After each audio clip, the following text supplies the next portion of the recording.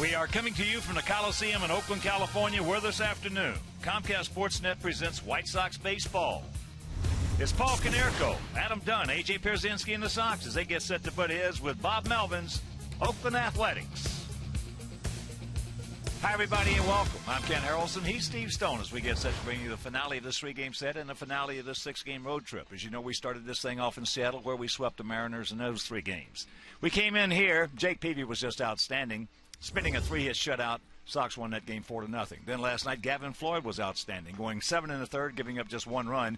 But unfortunately, Tommy Malone was better. They won that game 2-0. So the Sox come in at 10-7. And this afternoon, Chris Sale. Chris Sale trying to keep the Sox in first place. We're tied with Detroit, and so Sale going to the mound at 2-1.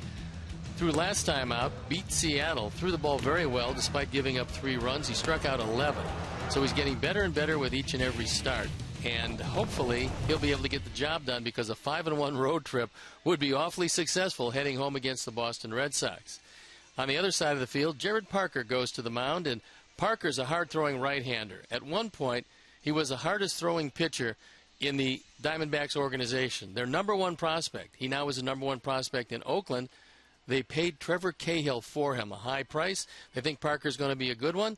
We'll see what happens today. All right, sit back, relax, and strap it down. White Sox baseball coming your way.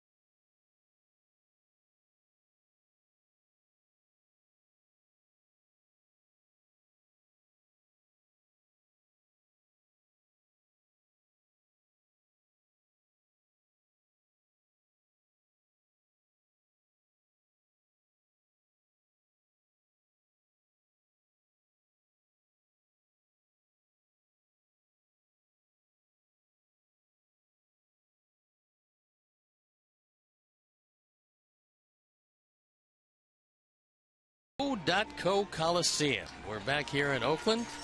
Seemingly they have a different name for this ballpark on a yearly basis. Right now they're settling with O.Co. The Athletics take the field, and they've gotten off to a pretty decent start. They're in second place, 5.5 games in back of Texas.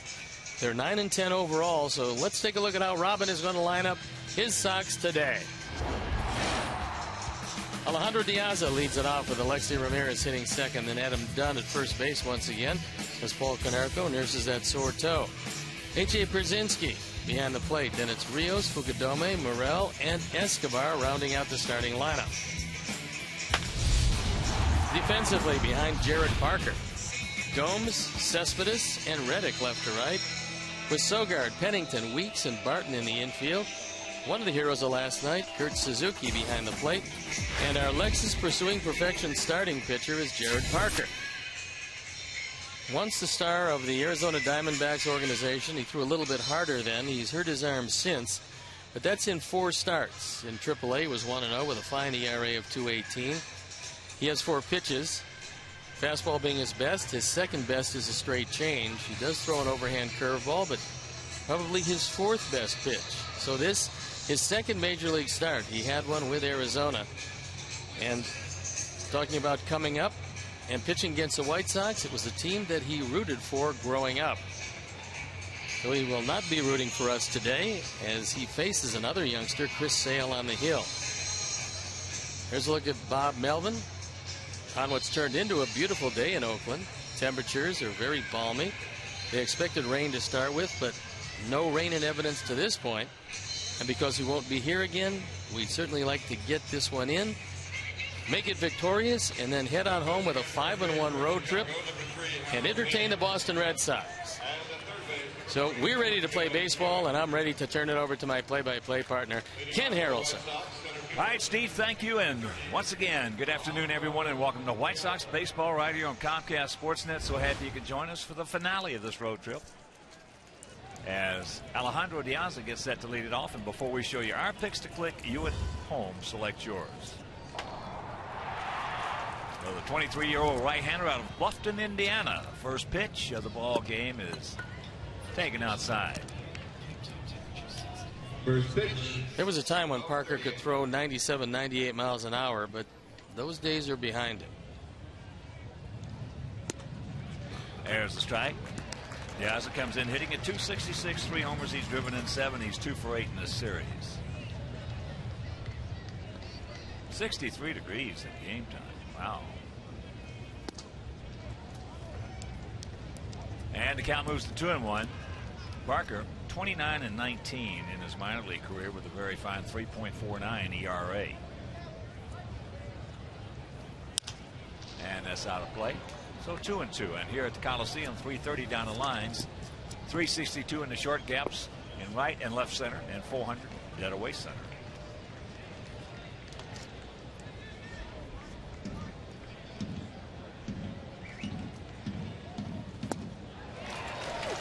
There's out number 1.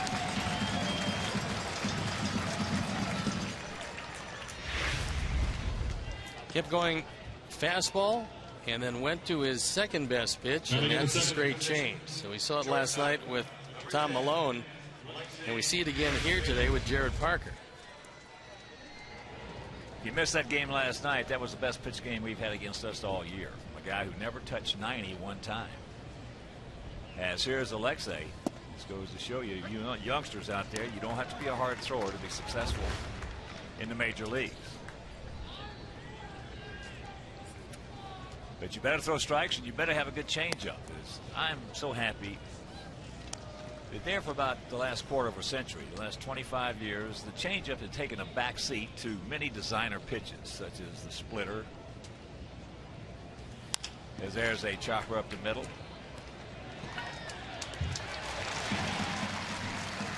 And some other pitches, but it's starting to find its rightful place again. Well, it's such a tough pitch, especially if you have the same release point for the changeup as you do the fastball. Parker appears to have just that. He comes straight over the top of the fastball. The changeup with the same arm velocity comes out of the same arm slot, making it very difficult to pick up. But there is another pitch that's come into play now that has moved up into the category The best pitch in baseball is a well-located fastball. Always has been and always will be. But the cutter has come onto the scene now. And the cutter is a devastating pitch to hitters. Especially righty to lefty, because it makes the outside corner look further away if he has to worry about inside. Here's Adam, and lefty to righties.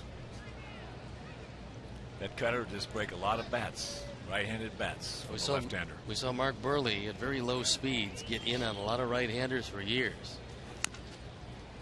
Adam hitting at 246 for homers. He's driven in 14. The Oakland team has had terrific pitching, and they've had to because they've scored a total of 54 runs, which is last in the league offensively, and yet they're still only one game under 500.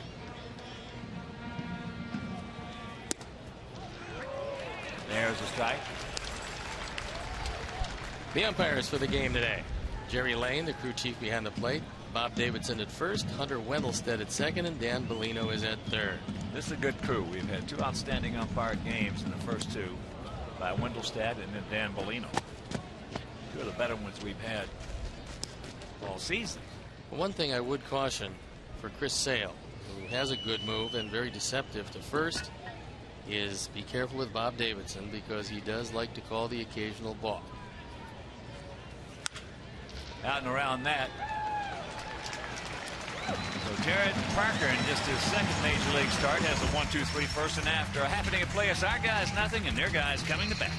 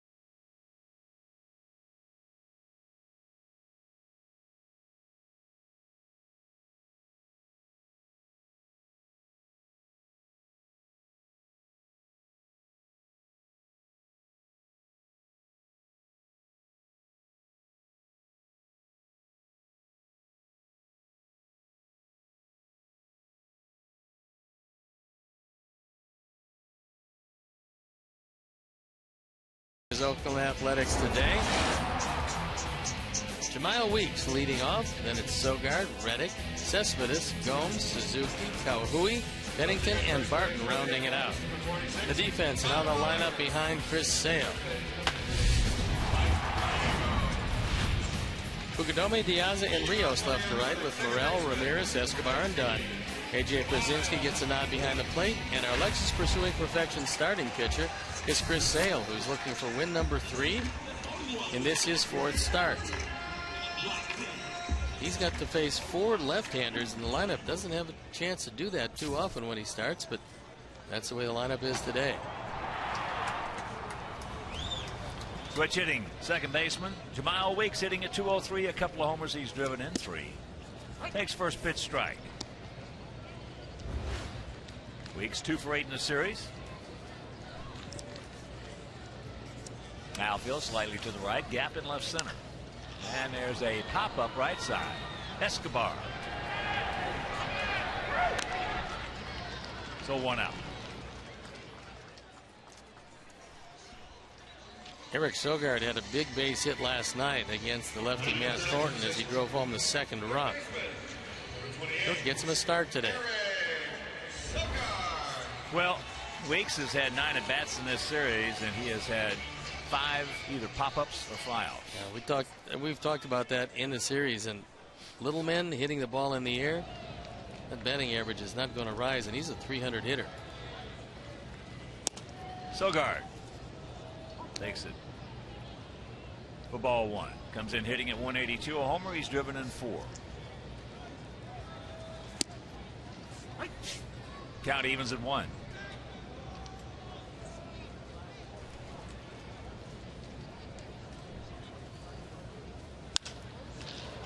That's into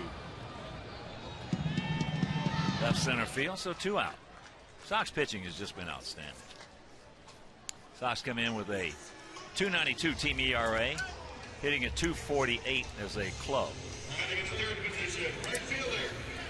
Well, it's really most amazing when you take a look at it, because this rotation has been terrific. Pitchers lead the American League in strikeouts, shutouts, complete games, opponents' batting average, and rank 3rd in ERA and 3rd in quality starts. Can't do much better than that. Opponents hitting just 210 against our pitchers. Ready? Checks it up, fouls it off, and the count 0-2. Josh comes in hitting at 236, a couple of homers. He's driven in 3, 0 for 8 in the series. Well, you and I both had a pretty good idea that the starting rotation would be a quality rotation, but the bullpen has been tremendously surprising. He gone. 1-2-3 inning for Chris. After 1, no score.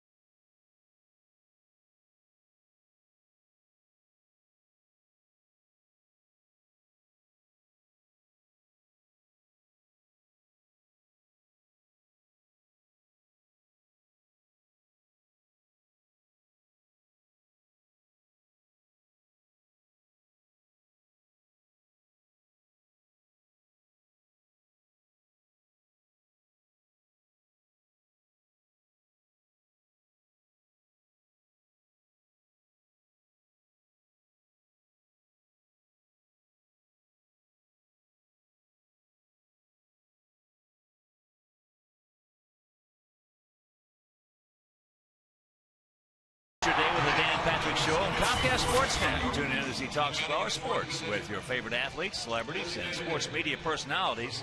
Get your sports day started with the Dan Patrick Show, weekday mornings from 8 to 11 on Comcast Sportsnet. Paul Konerko hitting at 338, 3 homers. He's driven in 12.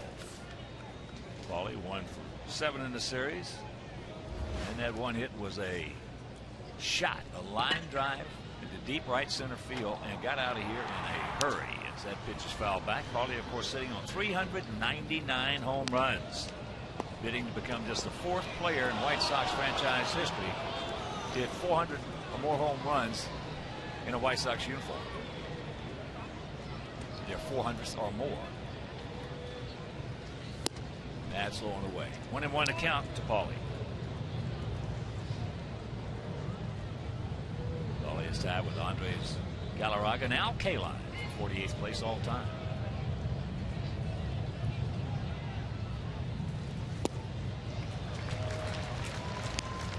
One and two. That was a good solid breaking ball low and away, and Parker appears to have pretty good stuff. Well, we mentioned it last night. We talked about it. The fact that a guy like Tommy Malone with that good changeup and that pitching inside, that's the kind of performance that can put you in a little bit of a slump. Get your wheels turning, and that's what a slump is when the hitter starts thinking too much. Parker, completely different type of pitcher because he got a much bigger fastball, but the control Malone was sensational. There's a base hit. So you can cancel a post-game show for Parker. And right now, let's check out our Farmers Insurance picks to click. Jim Angio, our director and the crew, along with Brent Morrell.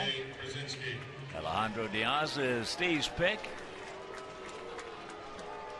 And all the great folks, Mike Mazza, Kenny West, Tom Eistat, Pete Catazone, Mary and Laura, and everybody in the ticket office. We're going to go with Escobar. Ball gets away, so Paulie. That's absolutely amazing. What a play by Suzuki. We realize Paul doesn't run all that well, and he's talking with Hunter Wendelstedt. He says he got in easily before the tag. Paul does the right thing. This ball gets away. Suzuki can't block it, but he quickly jumps on it, gets the throw there, and they get him. Well, the key there is Suzuki's a smart player. He knows who's running. He knew he had a shot. He took it. And he made a completely blind throw and threw it right on the bag. So AJ with a 1-1 count. AJ hitting at 340. There's that changeup. And obviously, this is his first American League start. None of our hitters have seen him except on the video. You can't really adjust to that changeup unless you've seen it a few times. Well, there's a knack to watching video, pitching and in hitting. First of all, you got to, as a hitter, when you're trying to watch the video to help your swing, you got to know what you're looking for. If you don't, you just get more confused. You can read so much into it. It has been an asset to a lot of guys. That has been a detriment to a lot of guys. And another sport that has a ton of video in it from a swing angle is golf. And there are a lot of golfers who will not look at video of their swing. Can't blame them because you get to be thinking, and the last thing you want to do is think during your swing. Exactly right. Become mechanically dominated. That's popped up. Suzuki's got a shot. Right off the end of the mitt. He is one of the quickest catchers around. Great mobility. Fortunately for AJ, he comes up a little short. It's a big effort, but to no avail. Yeah, that video can get you sometimes out of a slump. And a lot of times it can put you in a deeper slump. The 1-2. And in golf, of course, Bubba Watson winning the Masters. Our congratulations to him. He's never had a lesson and never looked at his swing on video. Zero times.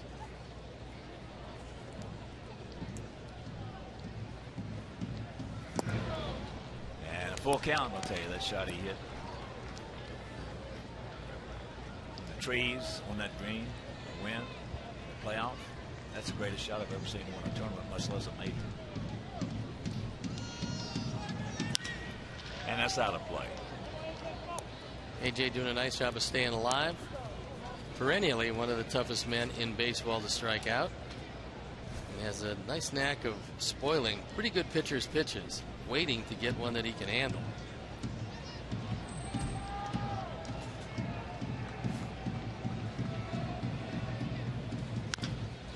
Well, the more pitches you see, AJ's already had a successful at bat right here. Even if he strikes out, pops up and rounds out, because it's going to set him up much better for his next at bat. And might take a little something away from Parker. You certainly like to get into that bullpen. The starting rotation of Oakland has been pretty tough. AJ wins the battle. The more pitches you see, the more dangerous you become.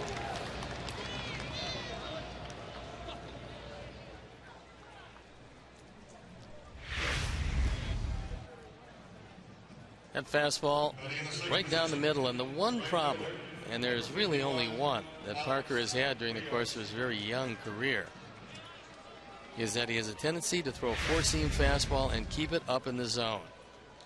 And those get hit pretty hard. So here's Alex.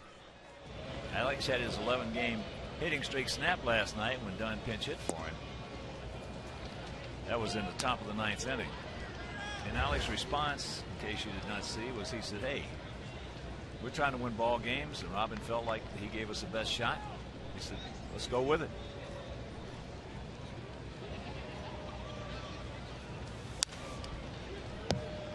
One and one to count. Parker, former #1 draft pick of the Diamondbacks in the first round, the 9th pick overall in 2007. Was traded to Oakland along with Ryan Cook, Colin Cowgill for pitcher Trevor Cahill, and venerable left-hander Craig Breslow.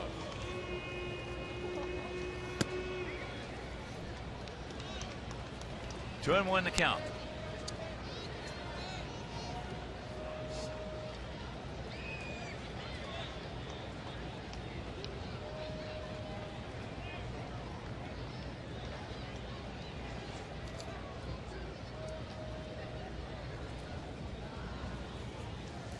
That ball hit hard in the gap. Get by him, it will. Here comes AJ. They're going to wave him around. Now they're going to hold him. And a good thing they did. Well, the one thing you can't do, and Joe McEwing knows that as he got far down the line to get in the line of sight of AJ, was Cespedes has a remarkable arm, but also so does Pennington. And on this play, when you split the gap, you're looking at two relays. If the first one hits a good throwing cutoff man, you can't run. And that's exactly what happened. He hits him right on the numbers. And Pennington was in good shape to take that throw. With a quarter turn right there, so he would have been a gone goose. Pennington has a big arm. Here is Fukudome. Line shot right to the third baseman.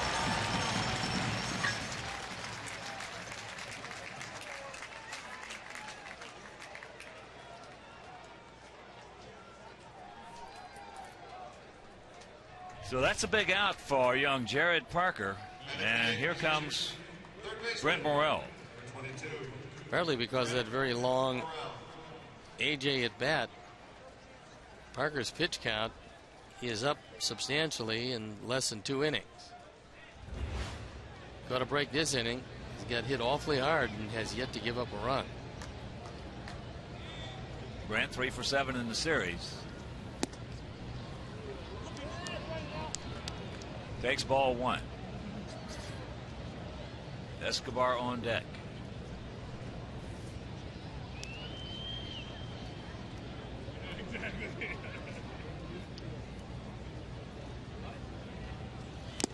Throughout the course of the game, throughout the course of the season, the importance of hitting the cutoff man cannot be overstated. You save a base. In this case, you save a run. It just, when you overthrow the cutoff man, it just changes everybody's attitude.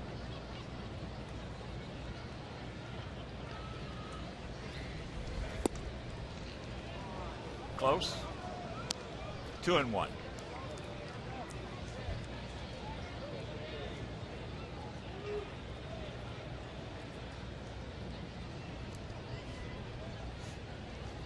Idea, Brent.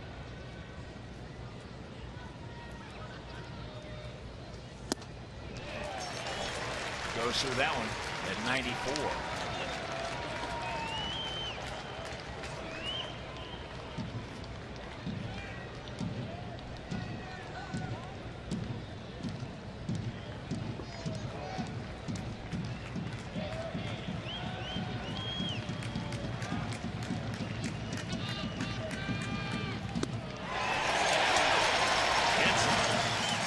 Come up with 3 hits, 2 singles, a double. We strand 2 and can't score.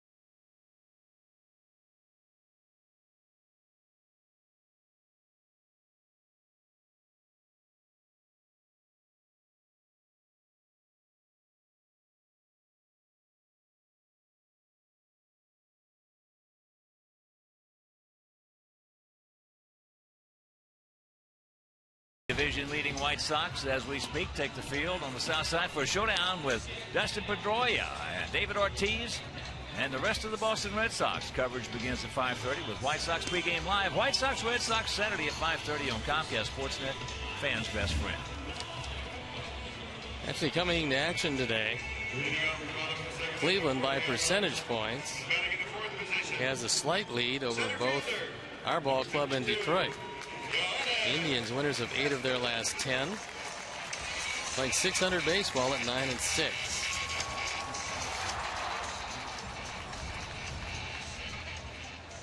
So here is Cespedes. Jonas Cespedes, 26-year-old, hitting at .242, 4 homers. He's driven in 15.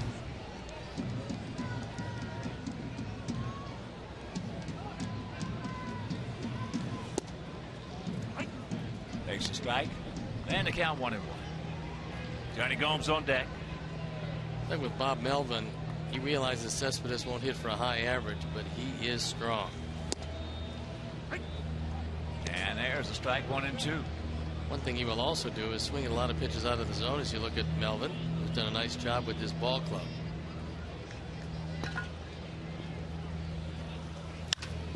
Back through the middle.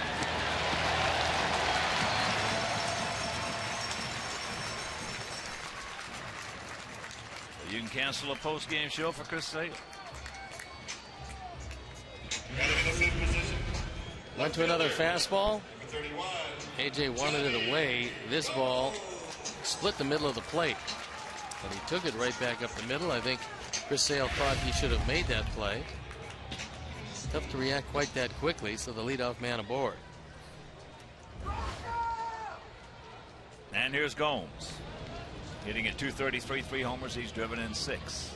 That was when Chris has to watch that move to first base because Cespedes can run.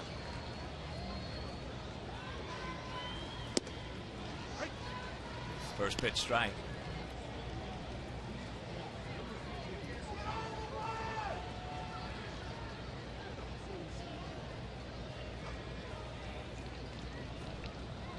Cespedes 4 for 4 in stolen bases. That ball into left field. Koske has it. 1 out.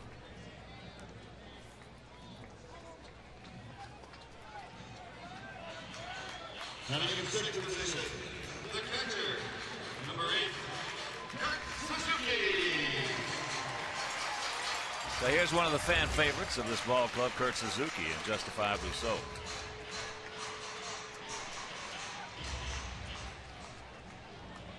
Suzuki with that big pinch hit double to hit the left side of the chalk last night, knocking the first run of the ball game. Coming in the 8th inning.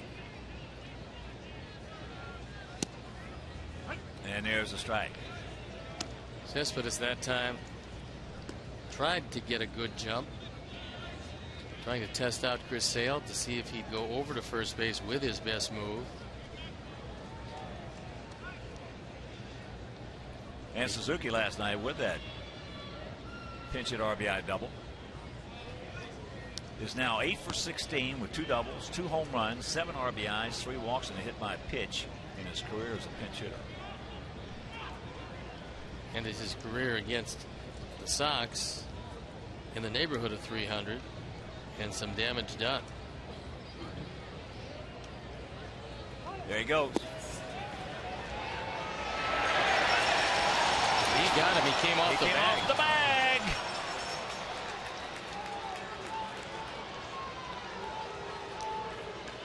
Well, he was safely into second base and then overslid the bag. And that was it. Watch it again. Gets a good jump on Sale. Goes in hard. Escobar keeps the glove on him. And before he can get the foot in, he puts the tag on.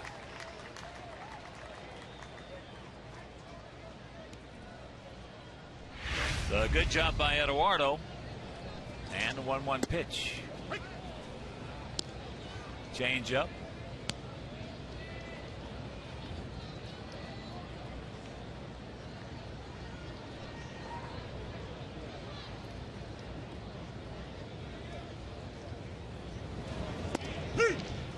He gone. Hook, and that'll retire the side. Second strikeout for Chris. We'll go to the third with no score.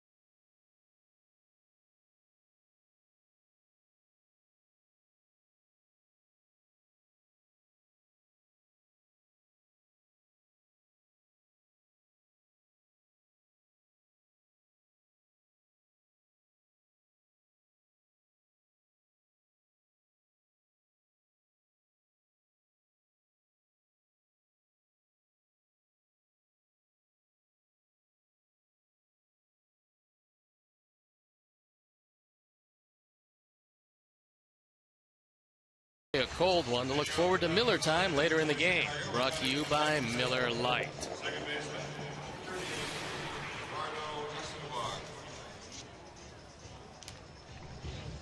No score, top of the third inning. Escobar then back to the top of the order with Diaza and Ramirez.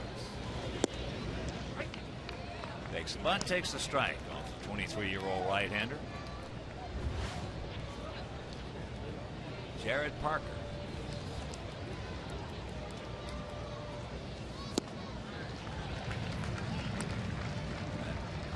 Pitch at 90.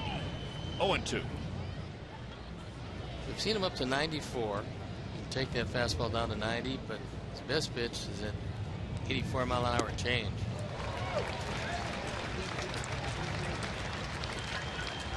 Third strikeout, one down, and here comes Diaza, who was also a strikeout victim. Now batting, Number 30, Alejandro Diaza.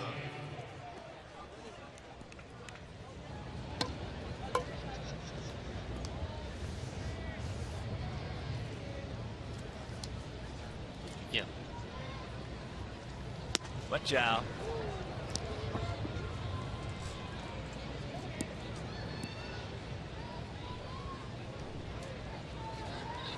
Outfield bunch just a bit. Small gap out there in left center.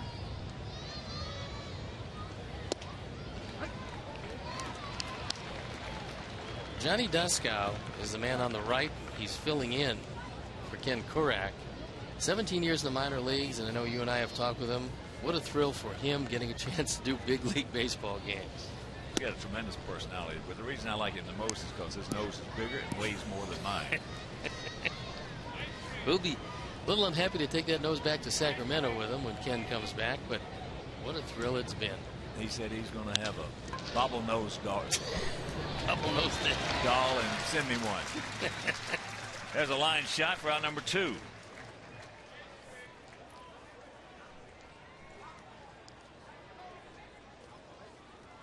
So here's Alexei. He handed it out to his counterpart, Pennington.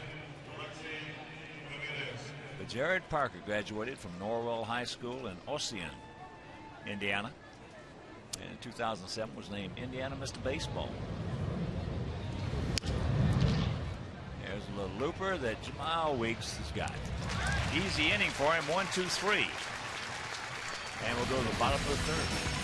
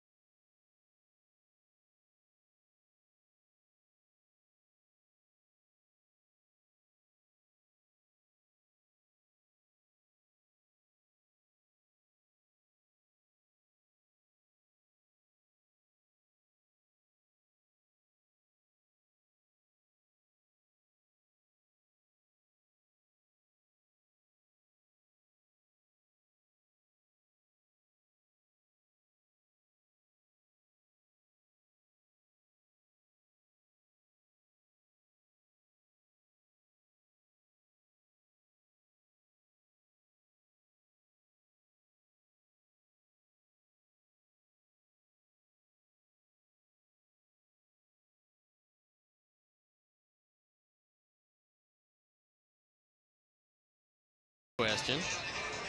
Since 1990, who were the 4 Oakland Athletics to win the American League Most Valuable Player? Think about that. We'll get back to you a little later in the game with the answer.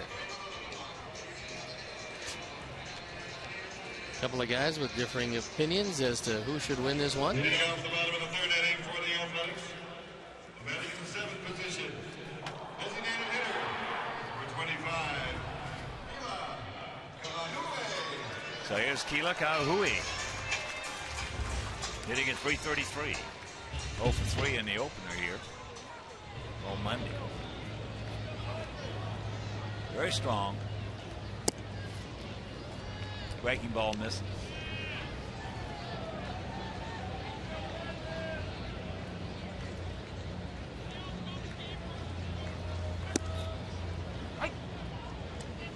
We had a look at Kauhui with Kansas City. They gave him a brief shot, but then Eric Hosmer came along, and this ended the search for a first baseman in KC.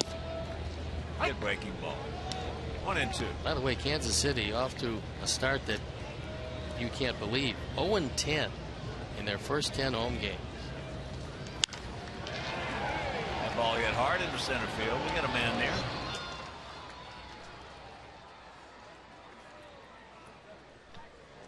And a reminder, fans, if you've seen the White Sox Dynamic Ticket Deal of the Week, we'll enjoy a variety of price options for specific games and seating locations. Now, the best tickets in the best locations directly from the White Sox. So buy early and save. Buy early and save for the White Sox dynamically priced tickets. So visit whitesox.com/pricing. And you will get the best locations available. And the earlier you get those tickets, the more of a deal you're going to get, the better seats you're going to get. Well, that's the reason you should check out whitesox.com/pricing. That way it will explain it to you. And there are some perks in there that you really ought to check out.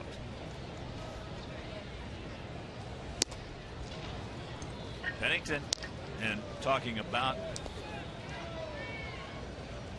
tickets tomorrow night.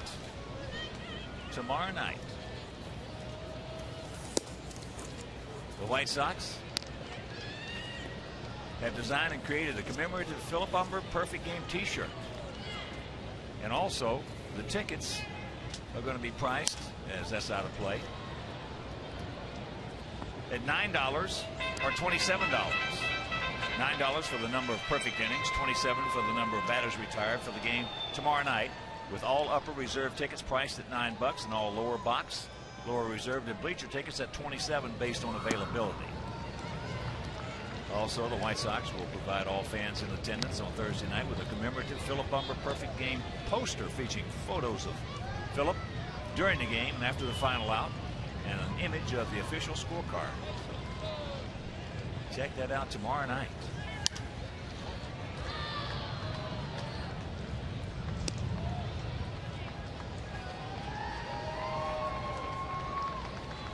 Two switch hitters in this lineup, Pennington being one of them, and he's been a better hitter from the left side this year than the right. Pops that one up. Escobar. Long way to go and got there easy. Nice running catch, and it helps to have speed at the corners. If you don't have speed at the corners, it helps to have speed at short and second. Both of our second basemen with good enough speed to take advantage of a lot of foul ground here in Oakland. A minimum of pitches so far for Chris Sale, who was helped out by Cespedes over sliding second base on what appeared to be a stolen base. After a leadoff single, that's a huge play.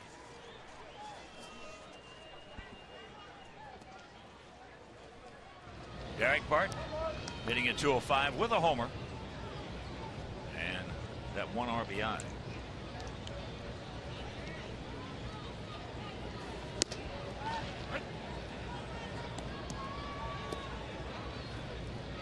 One to count.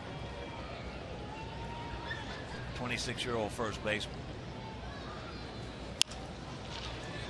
And that is into short left field. Watch out. Okay, Diaz. Nice inning for Chris. And we'll go to the fourth.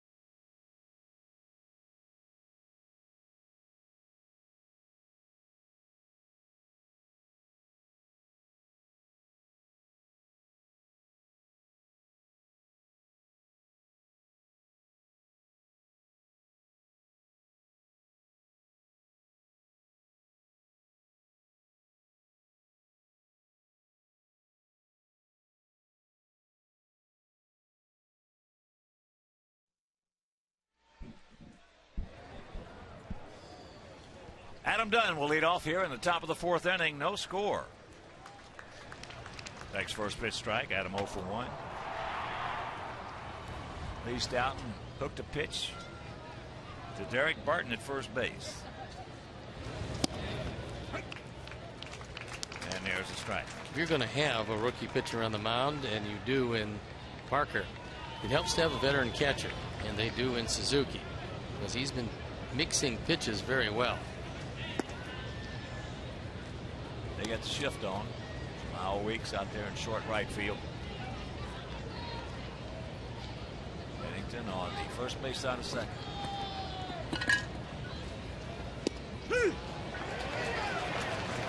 Straight change. And Adam looking at it.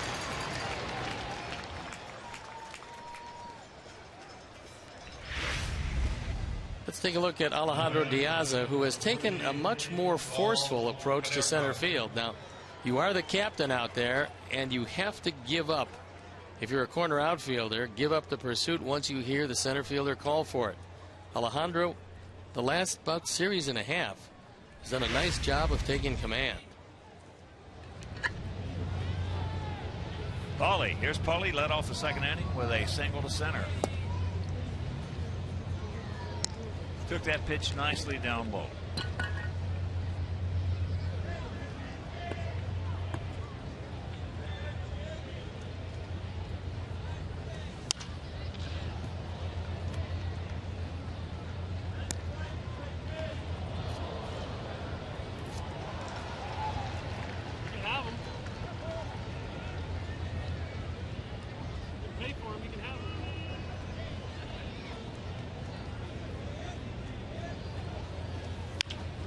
And there's another base hit. So Paulie 2 for 2. Again, the problem with Parker, and the only one he has, high fastballs. 4 seamers that stay up in the zone. Can't get it by Paulie when you stay up there with the heat.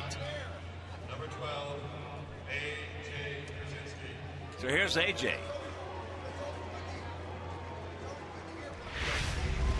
AJ, after an extended at bat, lined a sharp single to right field.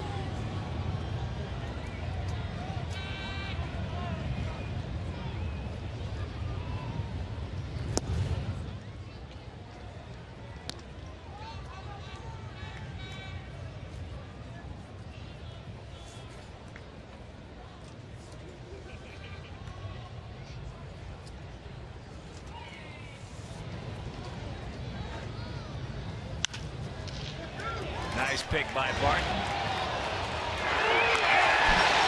And they turn it. And that'll do it. After 3.5, still no score here at the Coliseum.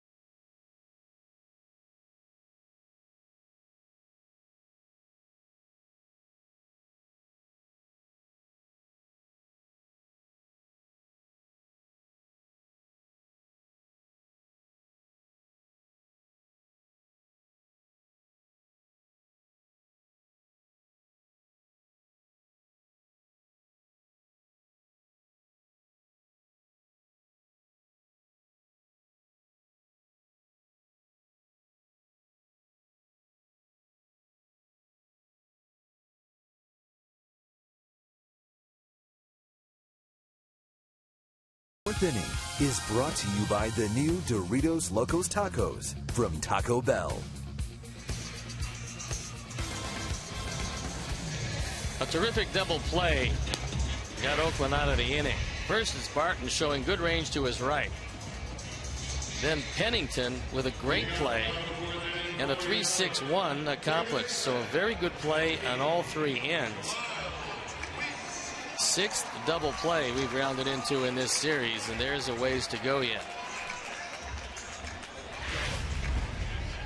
So here is Weeks.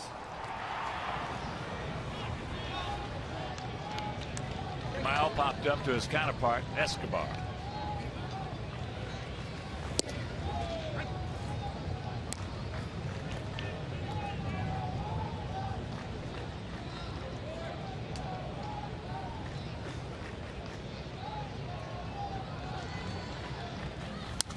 Here's that one. And a reminder, Sox fans, come to the game Saturday, May 12th at 6:10 and watch our Sox play the Royals and then enjoy a post-game fireworks display presented by Magellan Corporation. That's May 12th. Sox versus the Royals. A post-game fireworks display presented by Magellan Corporation. He gone.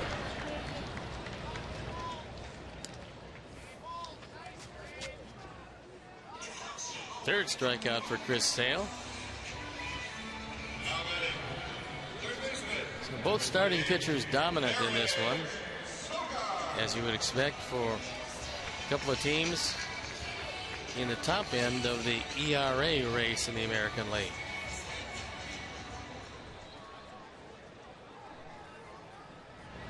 Here's Sogard. This young man's impressive. 25 years old. We hadn't seen him. Saw him in spring training. That ball hit hard into deep center field. Yaza? Yes. But he knocked in a run last night. He does not give 1/2 inch up there to Chris Sale. No, and didn't do that to Matt Thornton.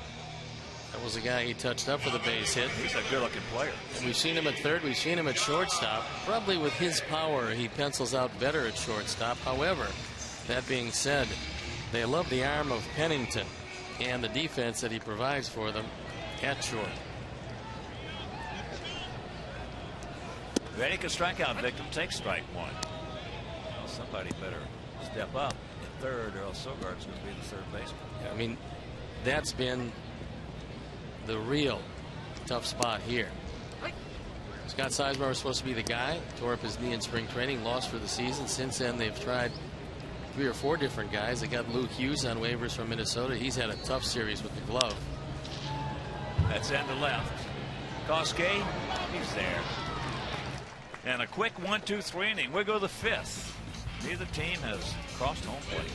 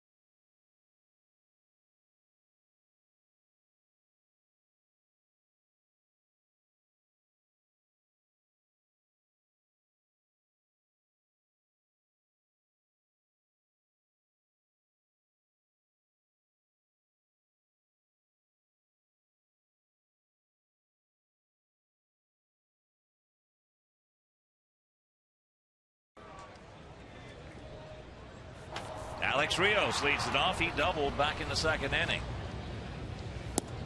Took that pitch nicely. As we mentioned, had his 11-game hitting streak snapped last night after Dunn pinch hit for him in the ninth.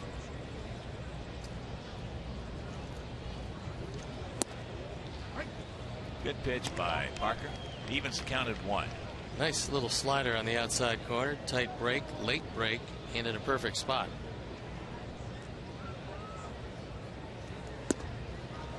And make your plans to be with us tomorrow night. First of a 4-game set against the Boston Red Sox. Then after the Red Sox, the Indians come to town. Tomorrow night, Philip Humber against Felix Dubron. And that is out number 1.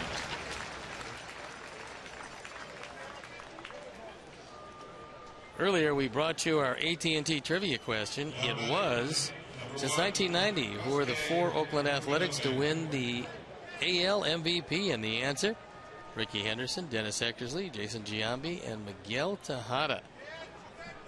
Run a lot of talent through here.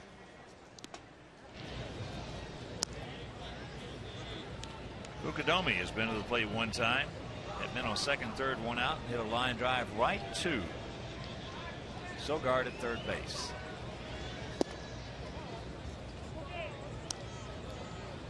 Outfield straight up, spread out. Bit of a gap in left center.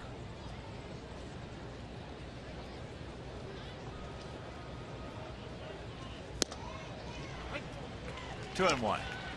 No runs, 4 hits, no errors for our guys. No runs, 1 hit, no errors for their guys.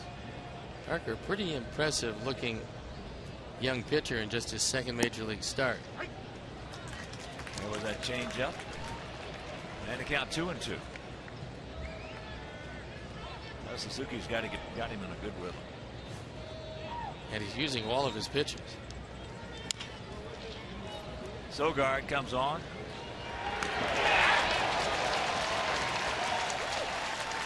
Two down. Big stretch at first base by Derek Barton. And they beat Fukudome by about a half step. Now batting, number 22, Brett Morrell. So here's Brent. He struck out his first trip.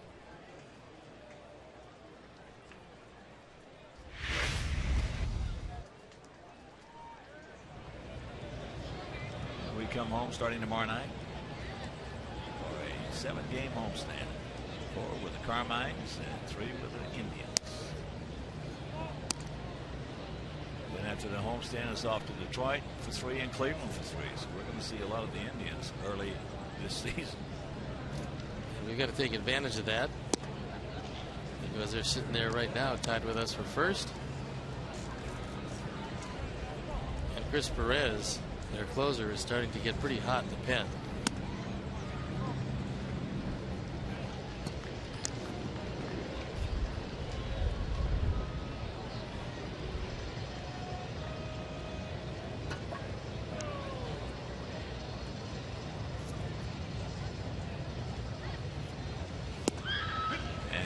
Our Hall of Fame director reminds us that May 7th is that split doubleheader in Cleveland.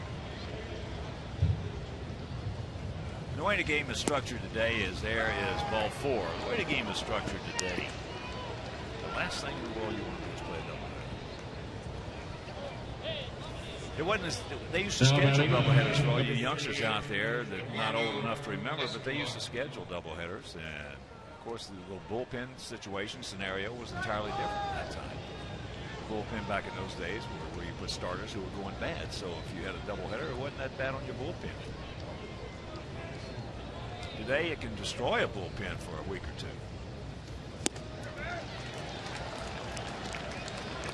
2. Escobar struck out his first trip.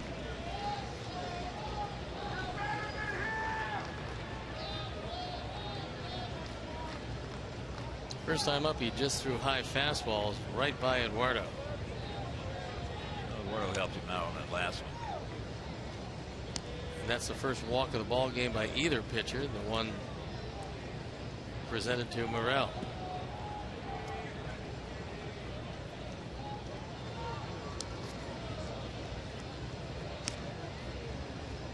Only problem with throwing one away here is that it can roll for days into foul territory.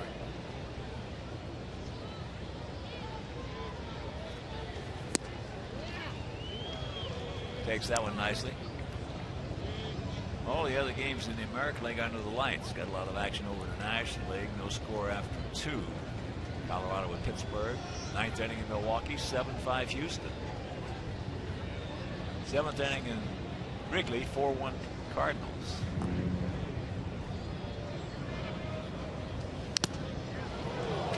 That one got Jerry Lane. And I mean, that got him solid. Take another look at it. Boy, right off the left collarbone it looked like. Then got a piece of the mask. That part is okay, but he grabbed his hand right away, and that really hurts, and he's in a lot of pain right now.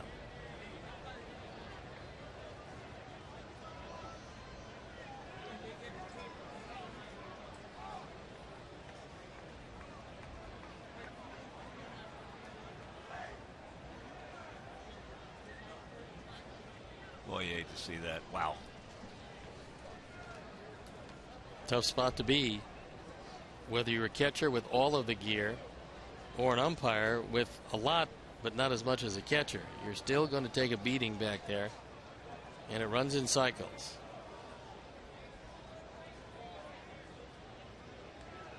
Jerry, one of the better umpires in baseball. Nice guy. Ran into today Ed Montague, who does the umpire evaluation on the West Coast mostly. Long-time Major League umpire. Father played in the Major Leagues.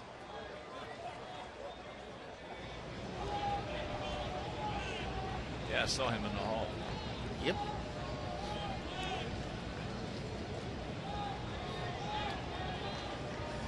So 2 out.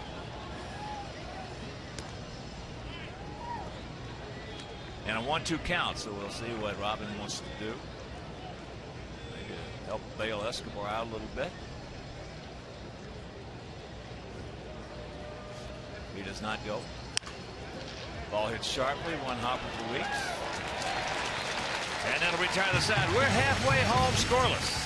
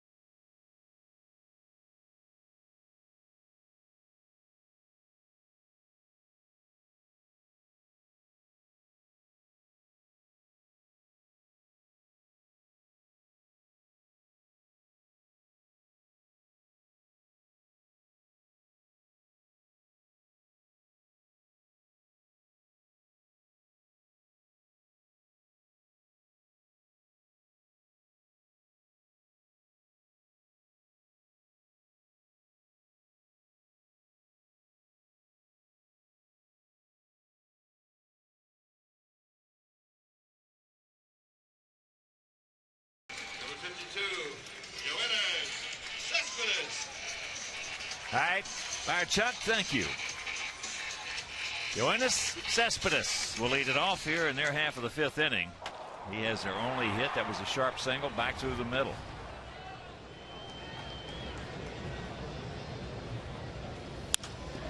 ball hit hard right at Koske. So Hank Wolfram, 1 pitch, 1 out. He does hit the ball hard. I like to watch him run. He can absolutely pick them up and put them down. No doubt.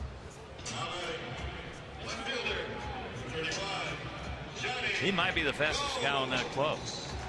Well, they got him for, at this point, which is not a big sum, $36 million for 4 for a guy that can do just about everything. And he's got, we haven't seen it yet, he has just an overwhelming arm. Johnny Gomes went out to Fukudomi. Takes first pitch, fastball, strike. But in that 4-game set coming up with Boston starting tomorrow night, we're going to run Umber, Dax, Peavy, and Floyd out there. They're going to run Dubron, Bard, Lester, and Beckett. So there's going to be some good pitching. But we've seen some terrific pitching in this series. In fact, from our guys, we've seen terrific pitching all year.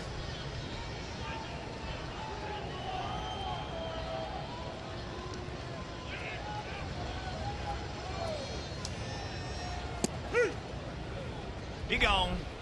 Hook. 2 down. Backdoor breaking ball, and it just froze Gomes.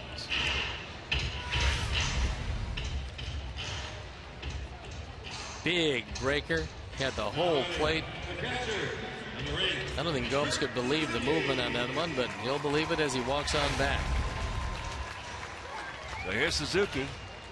He was called out on strikes. Same pitch, but not quite as big.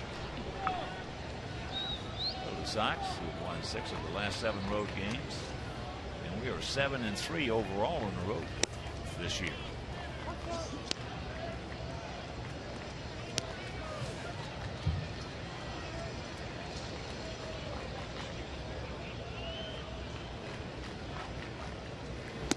Sox pitching has allowed 3 runs or less in 11 of our 17 games, and 1 or no runs 4 times.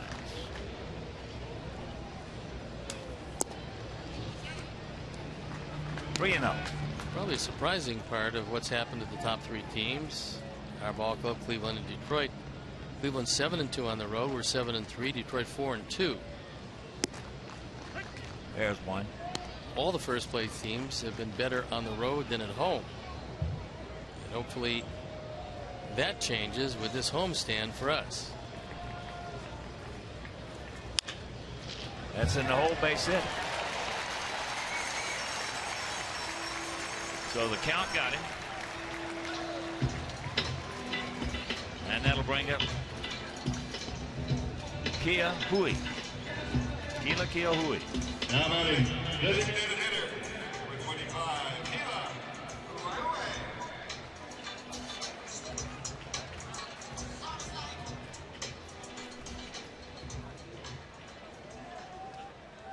Hui. Keila lined out pretty hard to Piazza in center field.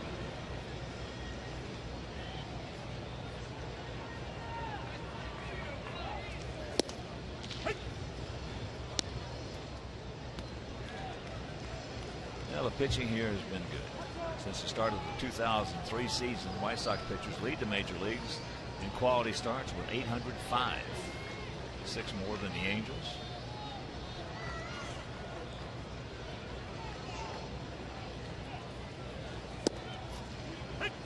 And there's a nice pitch.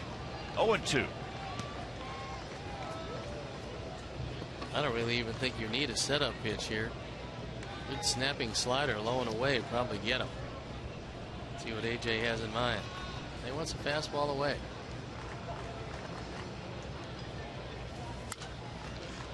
Yeah, it's got a piece of it. And a reminder, you can join the White Sox mobile group today by texting Ultimate to 244769. Mobile users get exclusive offers, deals, and contest info, and joining enters you in the drawing for our Ultimate Fan Package. A lucky winner will receive 2 VIP game tickets and an autographed item plus Comiskey cash. Remember, text Ultimate to 244769.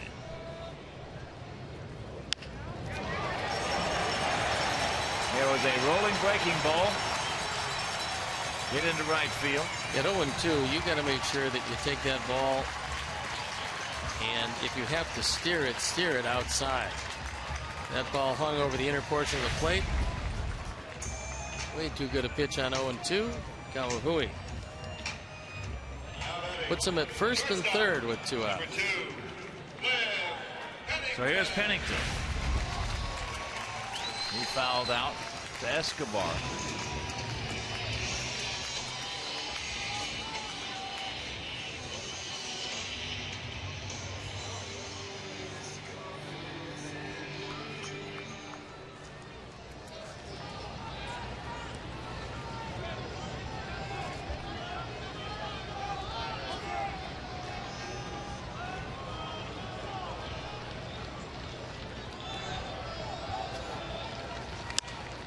And that fastball out of play right side.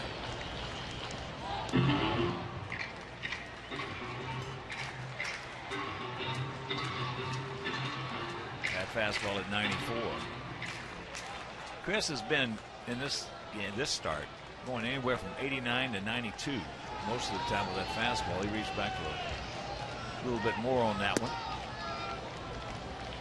And that one at 94. And that's a good sign to see a youngster pacing himself a little bit. I like that because he didn't need the big fastball early. This is his first real jam of the game. Now he does reach back, get a little bit more.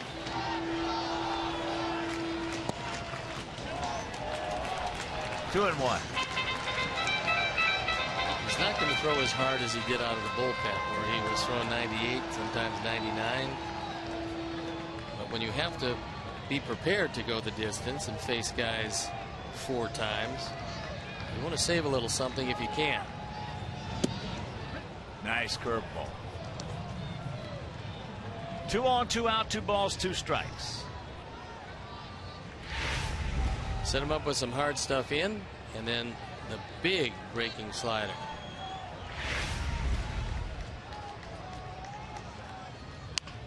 Another one grounded down to third. Long peg in time, and that'll do it. So they have a 2-out threat. Can't score. We'll go to the 6th.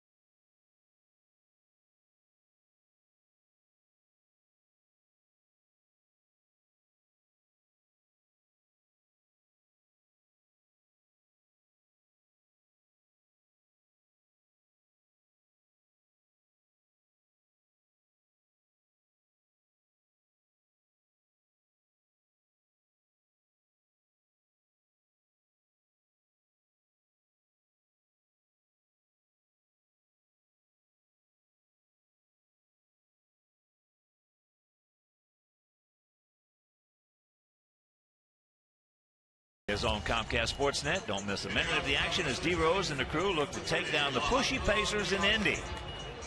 Coverage begins at 5:30 with McDonald's Bulls pregame live. Bulls Pacers tonight at 5:30 on Comcast Sportsnet, fans' best friend. Third time through the order. Let's see if we can get to young Jared Parker. At least push one across. First pitch strike. Piazza has struck out and then lined hard, very hard to right field. Outfield about equidistant, for the most part straight up. Fakes the bunt, takes the ball to even the count at 1.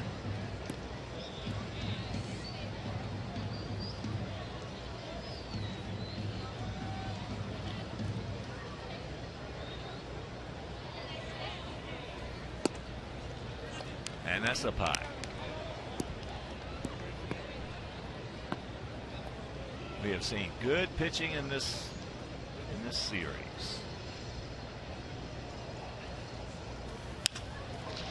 Stay fair. Stay fair. It will. Thank you very much. And a nice way to start off here in the top of the 6th with that double. That's the 4th two-bagger for Diaza.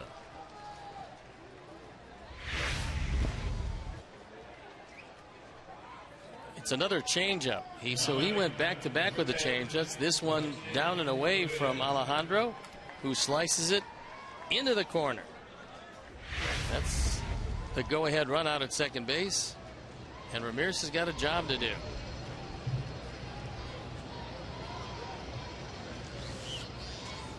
There's a bunt. That'll get the job done. Sogard and a bare-handed. So the sacrifice 5-3.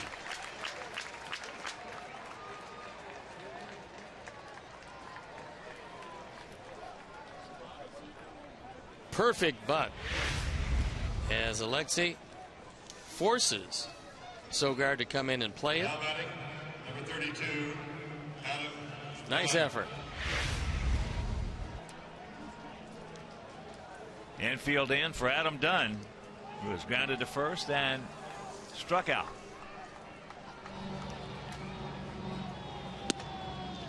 Jacks it up, takes ball 1.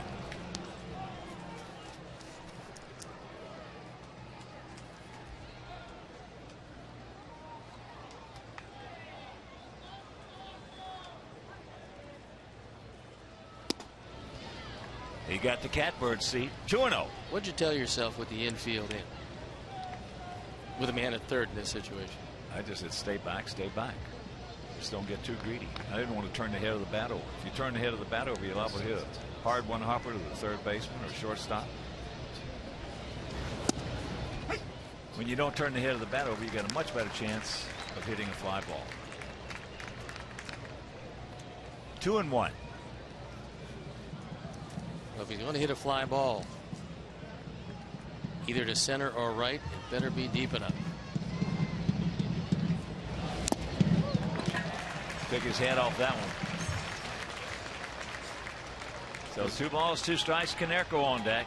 Not a whole lot of times, if you're a pitcher, do you go up there thinking consciously that you need a strikeout in this situation. But that's what Parker is thinking here.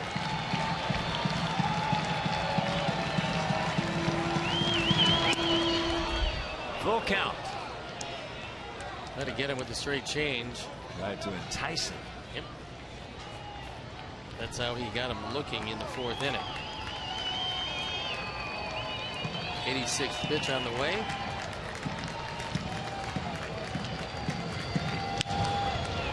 And there's a pop-up that's not going to get it done. So it's going to be up to Paulie.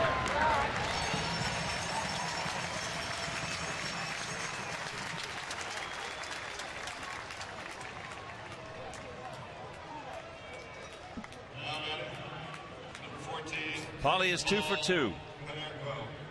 Let's see what Bob Melvin wants to do.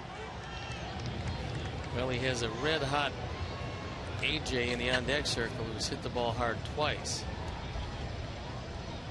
Well, he's not going to put him on detention. I'm just saying what they want to do as far as the sequence.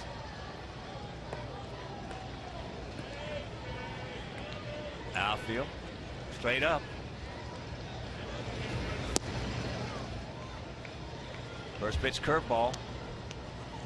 Early in the game, before Suzuki had caught Parker very much, this is his first start with Oakland, he had a couple of balls get by him. There hasn't been of late. Jacks it up, fouls it off. Well, I was watching Suzuki. He has not looked over in that dugout, so he is indeed calling that game. He's been around a while. He knows most of the staff, obviously, having some problems with the new guys, but he's guided Parker pretty well through this one. A lot of times some managers will when they get a situation like this, a close ball game, they'll take charge and start calling the pitches. That's up high, 2-1.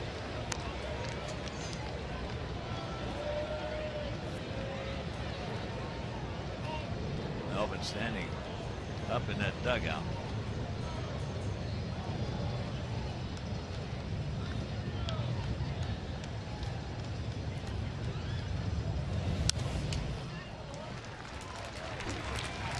Two out, 2 balls, 2 strikes. Piazza, who doubled the lead off the inning at third. That was the biggest fastball he's thrown to date. That was 95. But it was up, and he was lucky to get away with it.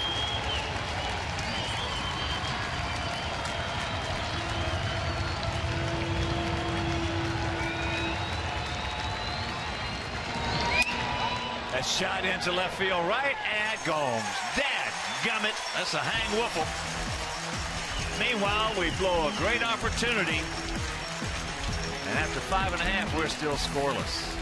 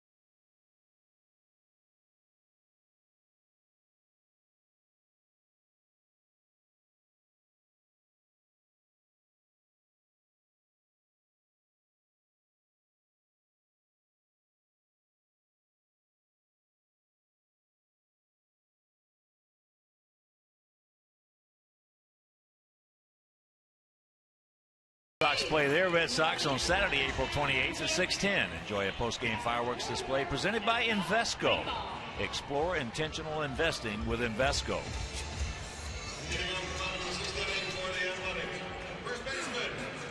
Oh, mercy, mercy, mercy.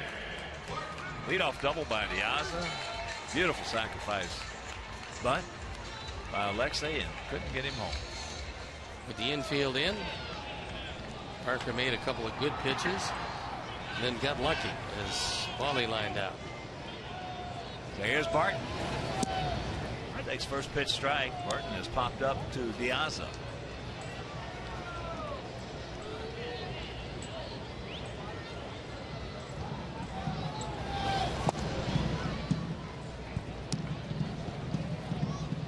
Houston beat Milwaukee at Miller Park 7-5. 6th inning in Arizona, 1-0 Phillies. 8th inning at Wrigley, 5-1 Cardinals.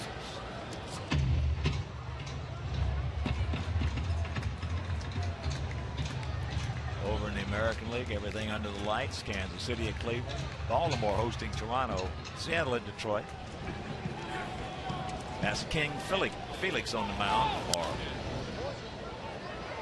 the Mariners, and Wilk for the Tigers. And there's a 4-way tie for first place in the AL East. The logjam at 10-7. Baltimore, New York, Tampa Bay, and Toronto. All winners of 6 of their last 10, so it couldn't be more even over there. That's low. Angels taking on Tampa Bay down at Tropicana Field. Yankees at Arlington. 2 garbage last night. 10 strikeouts. And Boston at Minnesota. A little pop up. Well,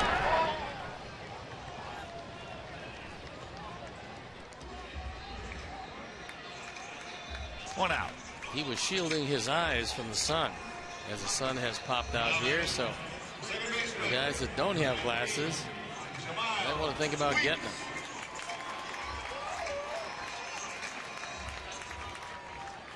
So here's Weeks. He has popped the second and struck out. Bullet. Good speed aboard.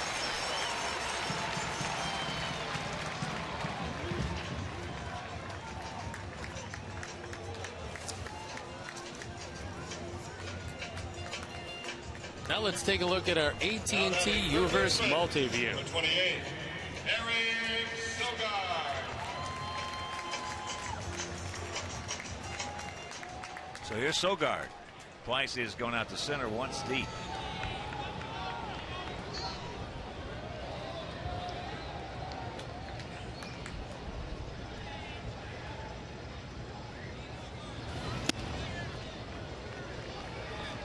You'd have to think Bob Melvin, who's had an aggressive team, a team that has not hit the ball out of the ballpark a lot, would be trying to run with Weeks.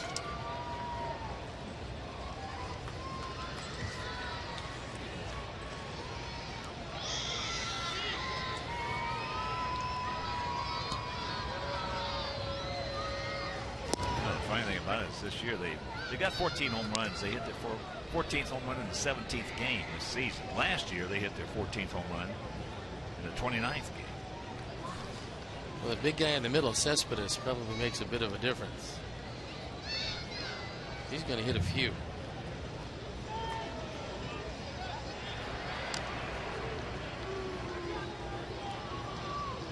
Eric Sogard out of Phoenix, Arizona. 5'10", 188 pounds.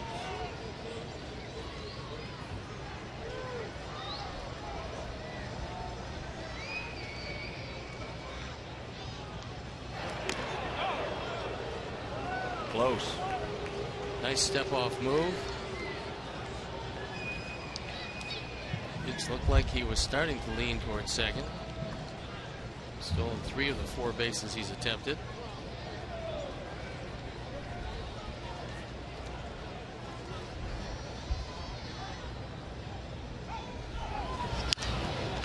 That's out of play, left side. That time Weeks did start to take off, but realized that he couldn't get a jump. That's for his career, 68%. That's going to get better as he learns the pitchers, learns the moves. Right now, Chris has not shown him his best move, and he is susceptible to being picked off.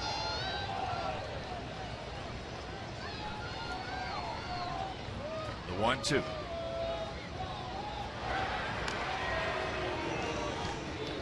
$13,032 in the house.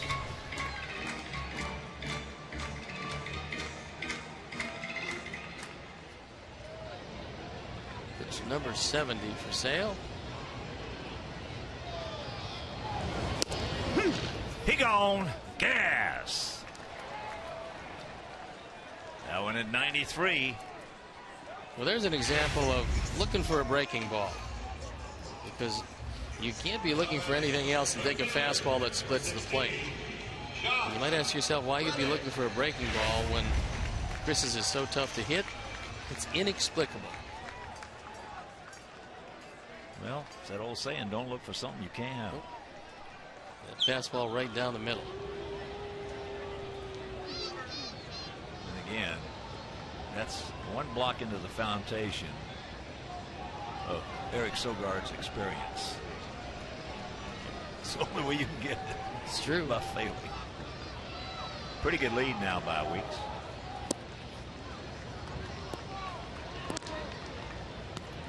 Reddick has struck out and gone out to Fukudomi.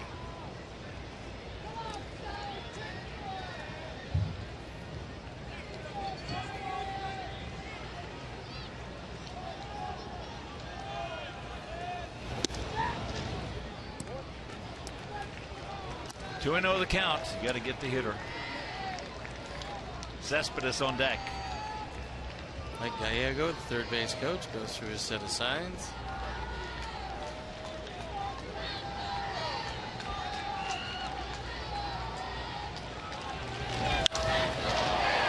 Weeks in the gap. Nobody's going to get it, and Weeks is going to score.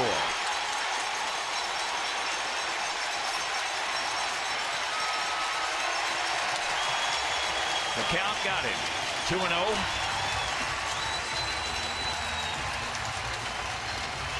Just a 4th RBI for Reddick.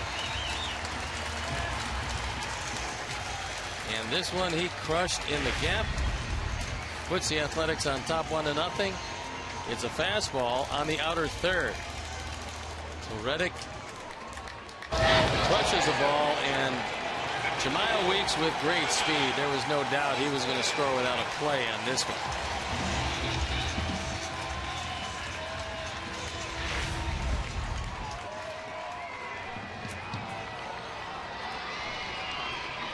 Here's Cespedes, the single, and a line out to left.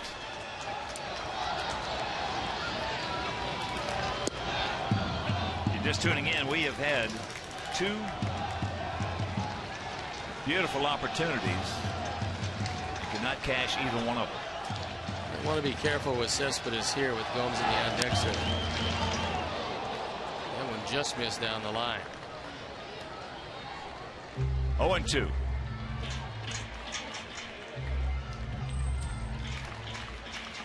As we mentioned, last year in Major League Baseball, the team that scored first won 68 or 67.9% of the time.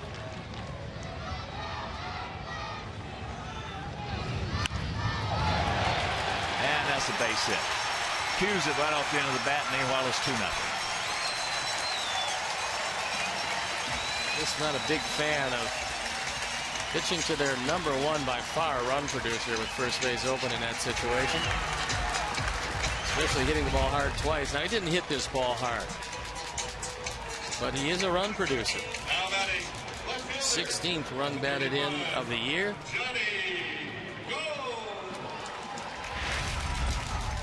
And it's a 2-0 game.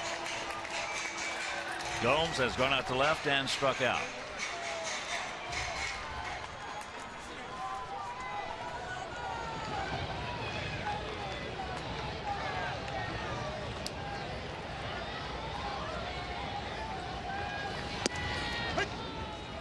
Checks it up, takes a strike. 2-6-0 for the A's, 0-5-0 for our Sox.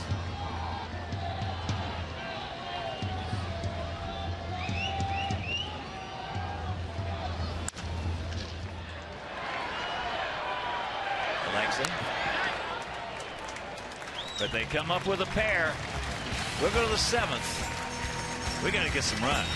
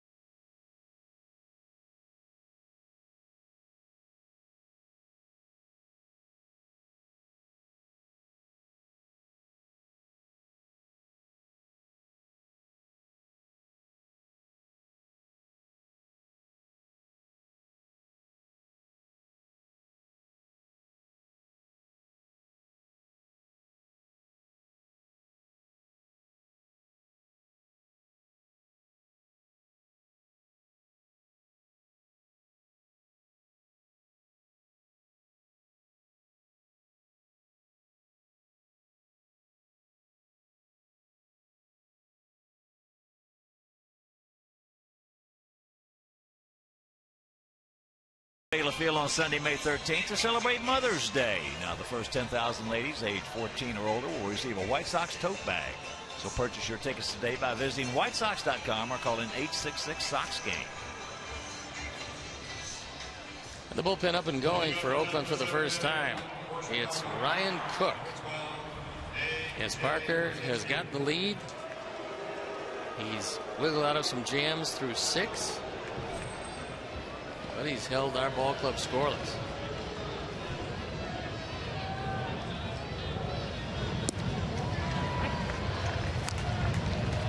AJ is 1 for 2, takes strike 1. So far, the trend continues for our club as it has for a long time. Pennington rounds it off, and that's out number 1. And by that trend, I mean facing pitchers, rookie pitchers, or pitchers we have not seen, especially left-handers with a changeup. Parker's got a very good changeup to go with a better than average fastball, and he's made the most of it here today. Rios is 1 for 2, a double. That set up a scoring opportunity back in the second. Here's our Xfinity high-speed action replay, and it is a double. Came on a waist-high fastball. He drilled it into the gap. AJ couldn't score on a couple of very good relays. And we came away after 3 straight hits. Came away scoreless in the second inning. Flips that one and stay fair. Stay fair. It will. Thank you very much. A little duck snort. Meanwhile, we had a base runner.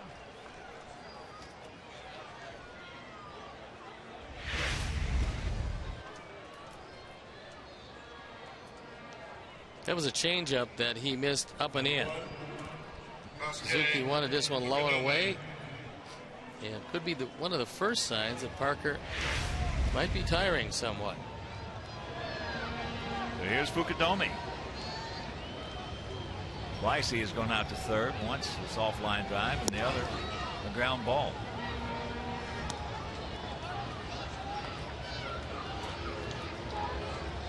This is 7th inning. Parker's only had 2 1-2-3 innings. So he has pitched out of some jams, and he's had to reach back a little bit.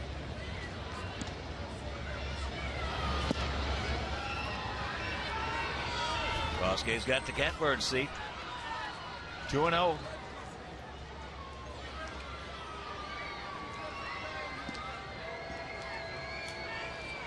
they're going to get a left-hander up also down in that bullpen.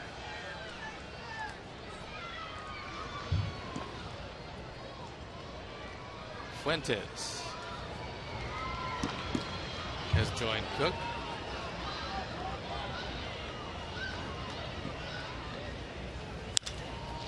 That ball hit deep in the left center field. Stretch. Get on back there. Cespedes cannot get it. So now they're going to wave. Rios around. Here's a throw. Safe. Fukudome into third. It's a 2-1 ball game. And a good job by Joe McEwing. Well, it looked for a moment like Cespedes was going to come out of nowhere and make this play. He actually got to the ball as this ball is crushed, slicing away from him. He goes up, has a ball drop out of his glove, and Pennington didn't think that Rios would be going. He took 2 steps. McEwing saw it and sent it. Great coaching, heads up play, cut the lead in half. And so, as Parker steps out, we'll be back.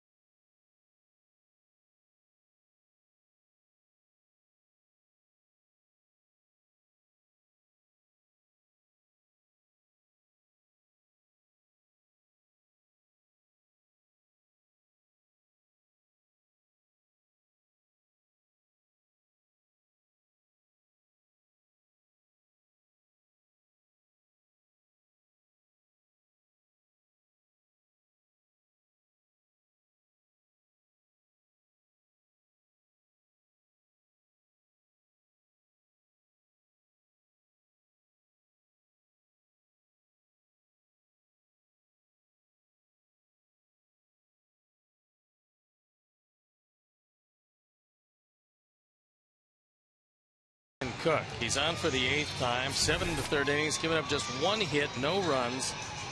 He has walked 4, however. He inherits a tying run at 3rd base, only 1 out. And take a look at the relay as Pennington gets it and takes about a step and a half. He catches it. Right there is why Joe McEwing sent Rios, and that's what got him home. So now the infield end for Brent Morrell. There's 2 issues on that play by Pennington right there. The first one being he's got to assume that Rios is going to try to score. That's number 1. Number 2 is somebody's got to make sure they tell him, they're yelling at him.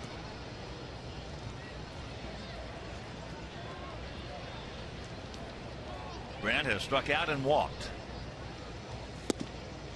24-year-old right-hander out of Clovis, California. Ryan Cook, 6'2", 215 pounds. And a 1-1 count.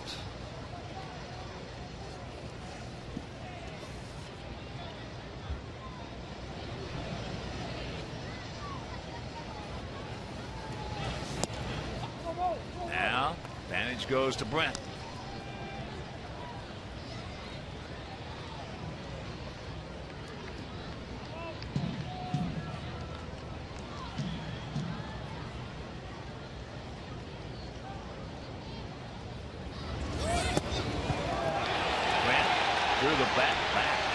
A missed play because once he squeezes on, even if the ball is a foot outside, worst case scenario, throw the bat at the ball, maybe you foul it off, but you can't draw the bat back.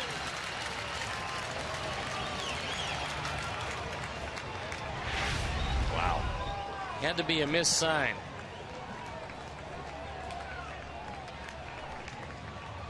Oh boy. That's the tying run. Oh boy. Fukudome cut down.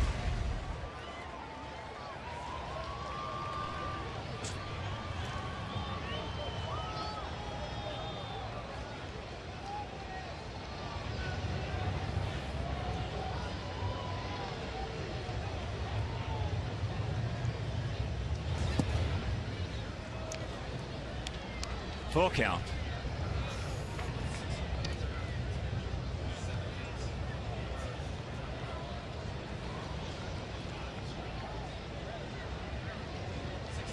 That was Parker's man that got cut down, so he goes 6 1/3, gives up a run on 7 hits, a walk, and 5 strikeouts.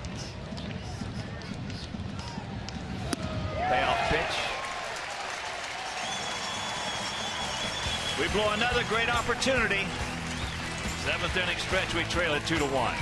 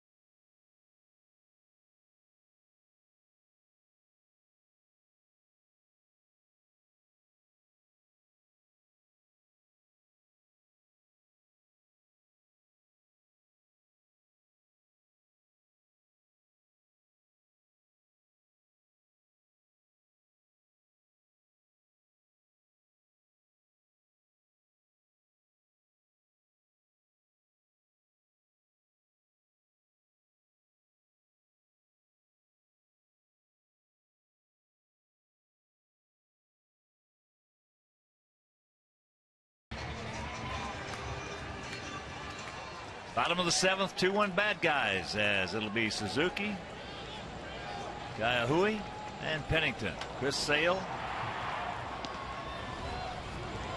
gave up the 2 runs in the 6th. Chris has pitched well.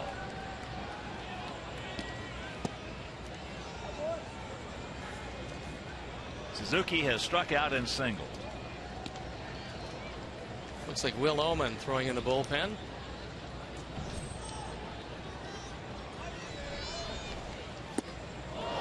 Change up. That goes flying. 1-1 to count.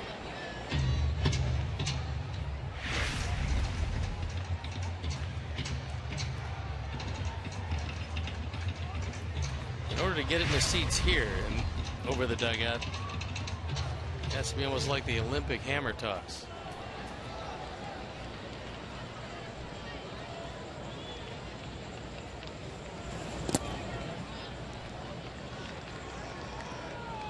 Two and 1 to count for the 28-year-old catcher.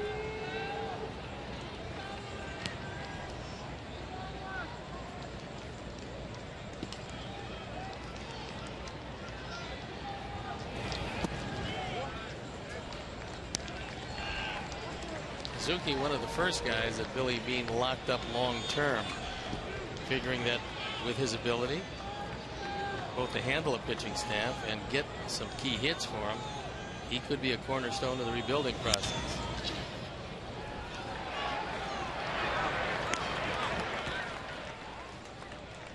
One out. And come join our White Sox on May 3rd at 7:10 p.m. and take part in the Cinco de Mayo celebration presented by Miller Lite. For tickets, call 866-SOX-GAME or visit whitesox.com.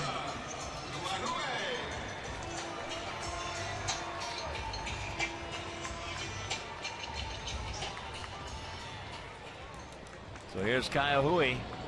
Gila has lined out to center and then singled. Got a rolling breaking ball and just fisted it softly into right field.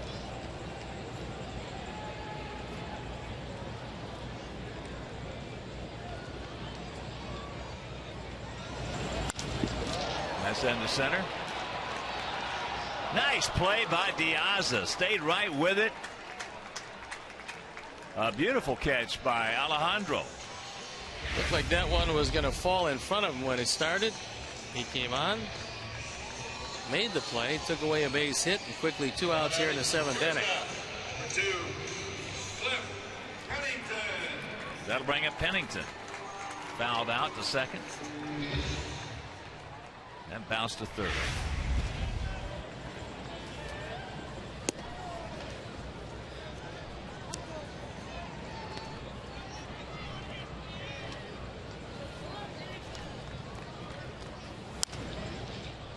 That's Souvenir right side.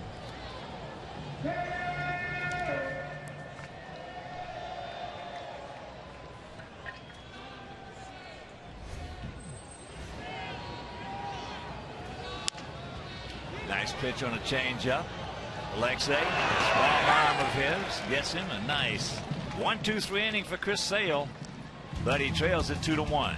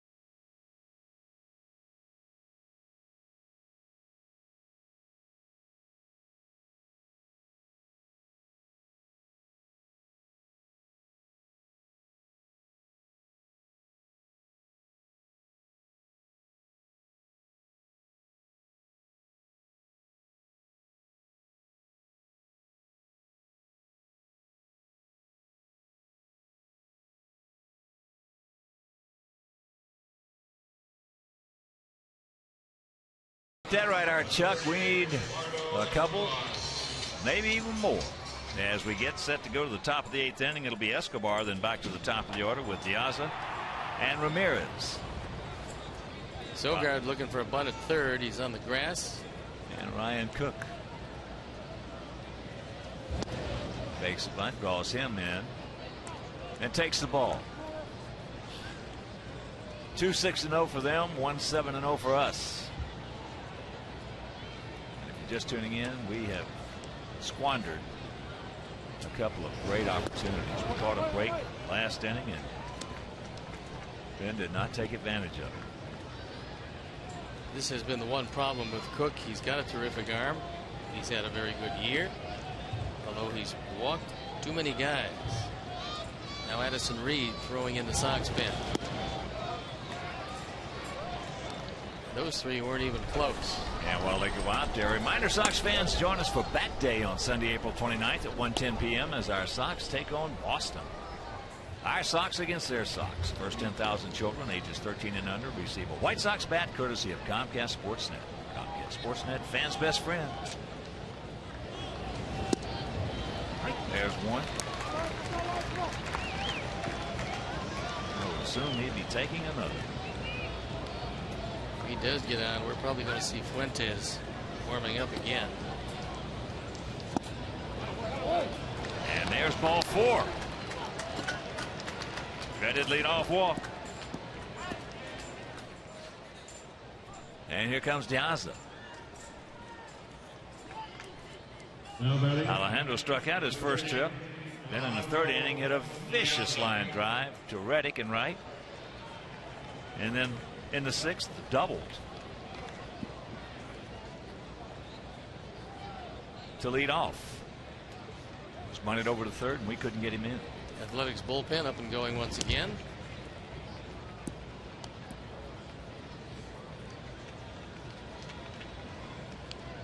It is Brian Fuentes.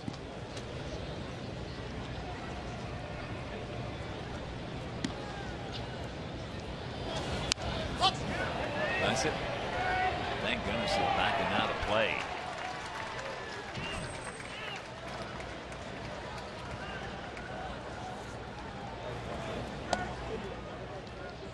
Fuentes was a closer for a good portion of his career. Now used as a setup man. Diaza, by the way, does not have a sacrifice this year.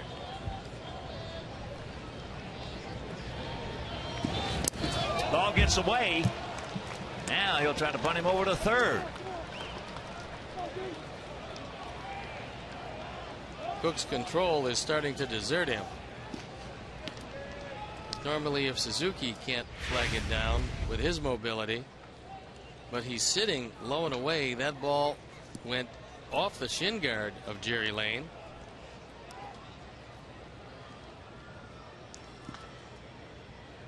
Second wild pitch of the year for Cook, who's digging himself into a hole. 1-1 the count.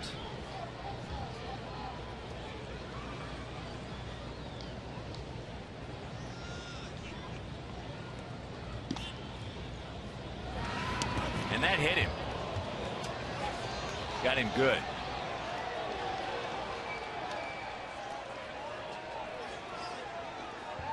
Now Melvin wants to appeal to Jerry Lane if he was bunting. And he said he was. Dan Bellino said yes, that he was bunting. Didn't appear that he was, so Robin wants an explanation from Jerry Lane.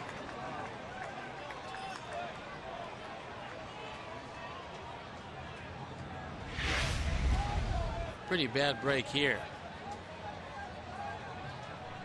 There's no way he was bunting at that ball. No way at all. He just lifts the bat back and couldn't get out of the way of the ball.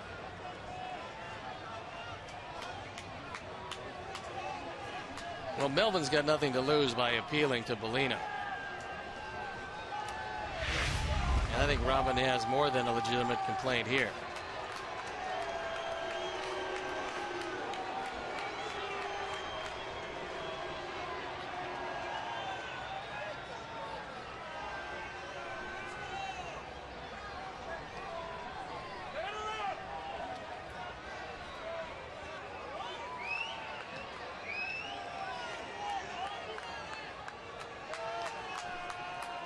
Well, Diaz is going to come back with a 1-2 count. And a sore arm.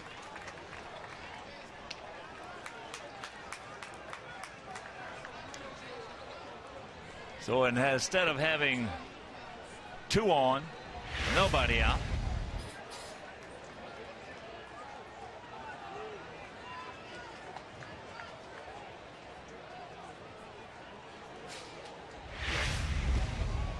if that bat had gone down, you could have made a case for it, but that bat moved up and tried to get out of the way. from that angle right there, it looks like you could have made a case for it going forward. So a big break for the Oakland A's and a terrible break for us.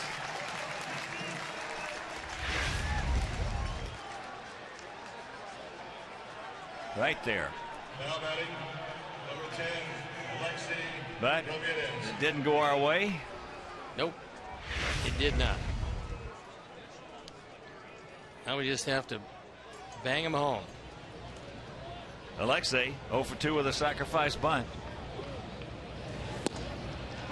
Takes first pitch strike.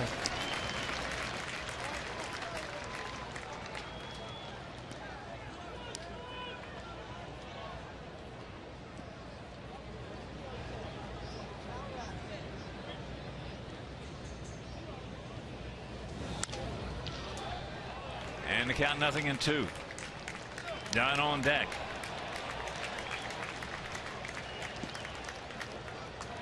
Just tuning in, A's 2 in the 6th, thus 1 in the 7th.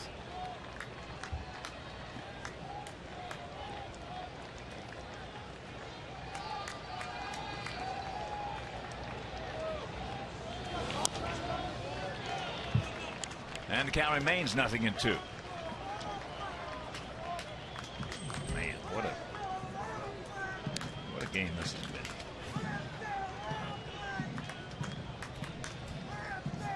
Last night we just got overmatched with Tommy Malone. We just got beat. That's baseball. No, we didn't. That doesn't bother me one bit. This game here just absolutely wear you out if we don't come back and do something.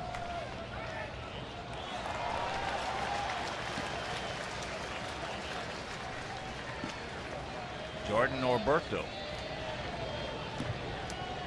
join Fuentes. Now he'll sit down. I'm wondering why they had 2 left-handers up. I mean, one certainly is good enough with Adam Dunn beyond deck circle. And that's a fair ball. Bogart, strong arm right over the top.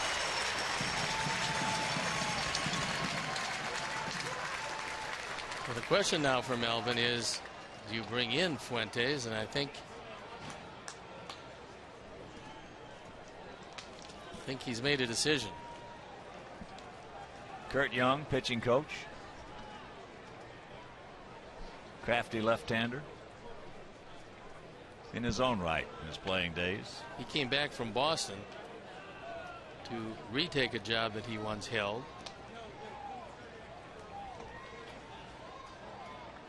And when Kurt Young goes out there instead of Melvin, that means he's going to leave him in.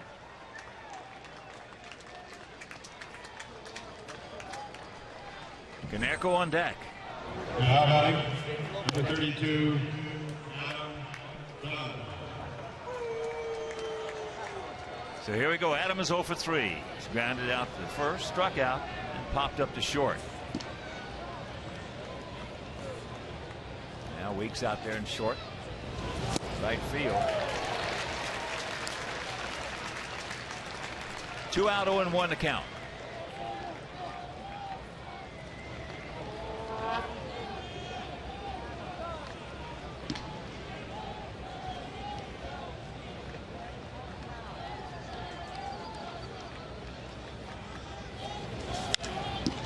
And that's popped up. Weeks will make the catch. That's just a tough break right there. Leadoff man a second, nobody out, can't do anything with it again.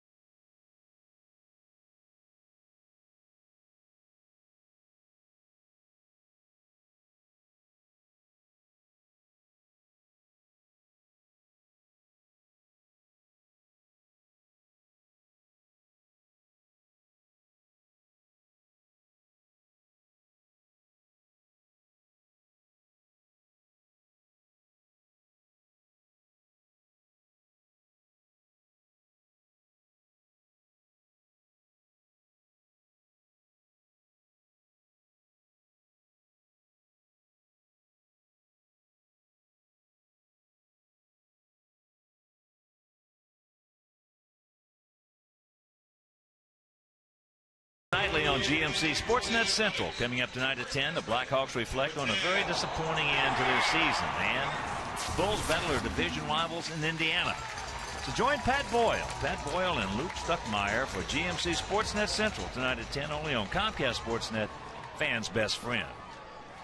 Well, Chris Sale, with Addison Reed loosening in the pen, has got to help get through this inning. Derek Barton has popped to center and fouled out to third. Grant Balfour, who saved last night's game, is ready and throwing in the pen. And this is probably Chris's last guy, as there's a strike.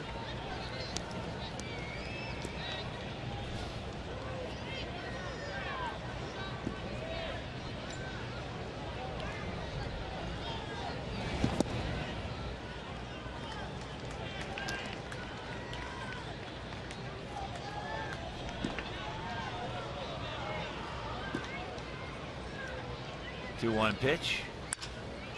Ball hit well into left, but we got a man there.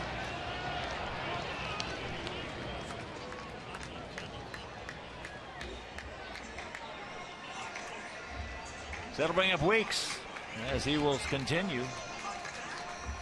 Now batting, second baseman, number 19, Jemile Weeks.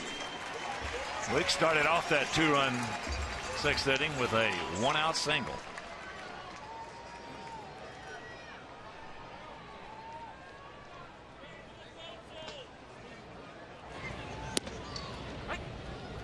Takes first pitch strike. You got Sogard on deck.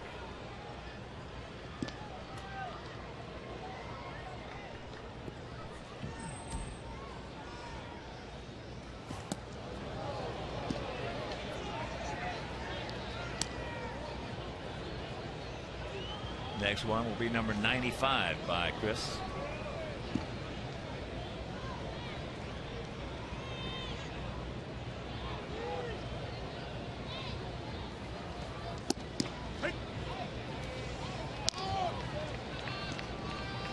One and two the count. Good late breaking slider by Chris.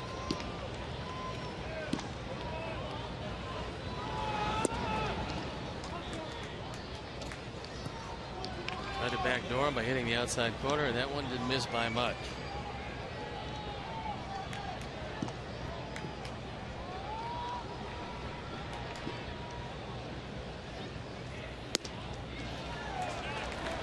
Full count.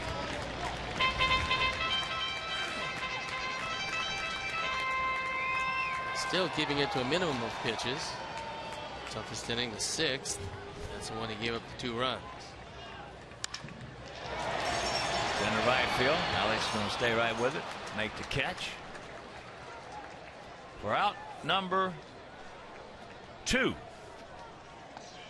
And you can follow the White Sox with the MLB.com @Bat12 app for your phone. iPhone, iPad, Android, and Windows Mobile. Get live audio, pitch tracking, video highlights, and more. Text @Bat to 31826 or visit WhiteSox.com.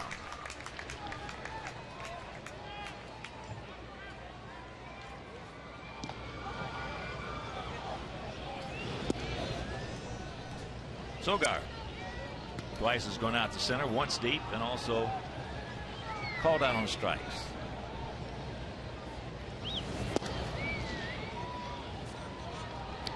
Two and 0.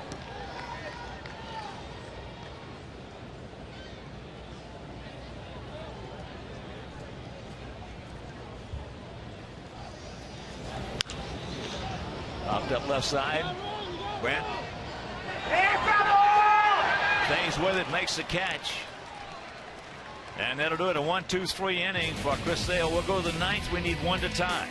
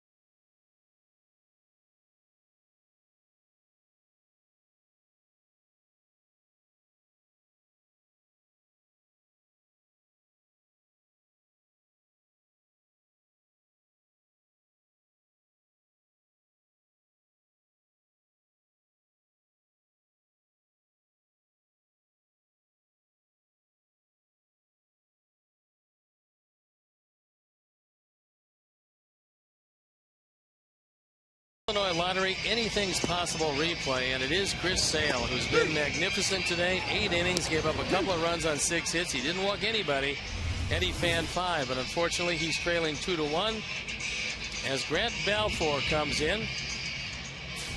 He recorded save number 5 last night. He's had a very solid year, and this the first time he's been able to consistently close. Balfour on for the 11th time, the ERA .82. Giving up just 1 run, that being a homer in 11 innings of work. And he's protecting a 1-run lead. Leading on the top of the 9th inning for Chicago, number 14, Konerko.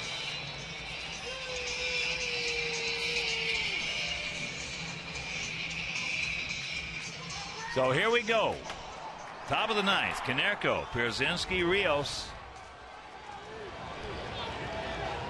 in a 2-1 Oakland lead.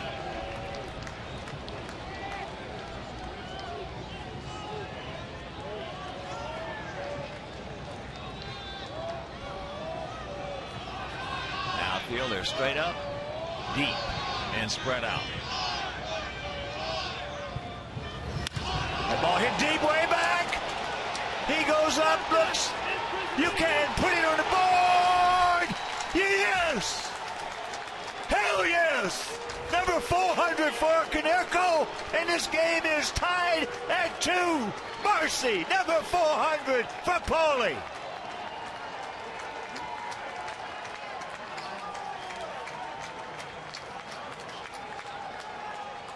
Wow.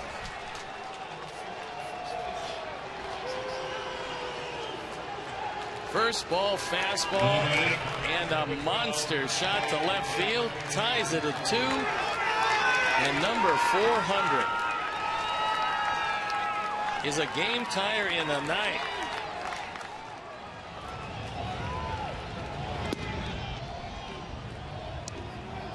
Here's AJ. 400, the fourth, only the fourth member of this White Sox organization to ever hit 400 or more in a White Sox uniform.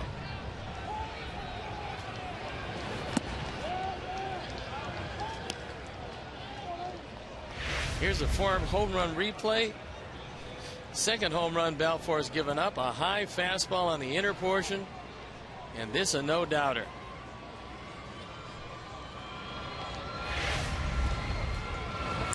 There's a line shot into left field, and Gomes stays with it to make a nice catch. AJ now 1 for 4. But only Frank Thomas hit his 400th in a White Sox uniform. Jim Thome hit his 500th in a White Sox uniform. Andrew Jones hit his 400th, and now Paul Konerko.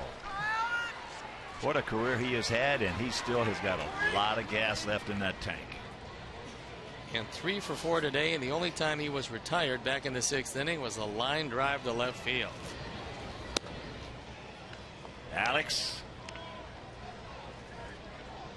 He's 2 for 3. A double, a single, and a run scored. We don't score, it'll be Addison Reed. If we do, it'll be Hector Santiago. 1-1 to count to Alex.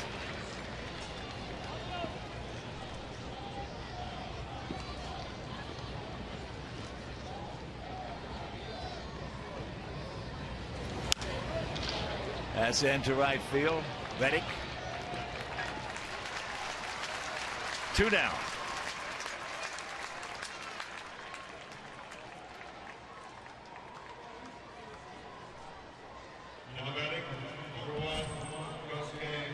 There's the aforementioned Reed and Santiago.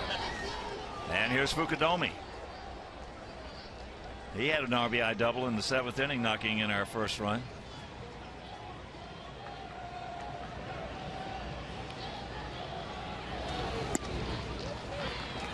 Breaking ball, strike.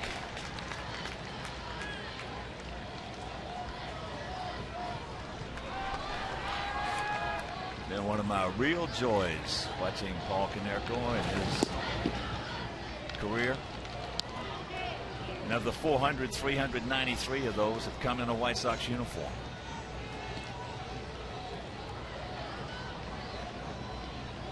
Man.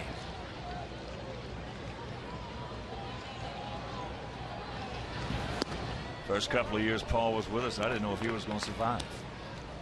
Pretty hard on himself. Oh, he killed himself. He just beat himself up after every 0 for 4. It's been beautiful to watch the maturation process as that's fouled back. And as we talked about, only 5 guys in baseball with 1,000 or more at bats have a better OPS than he does.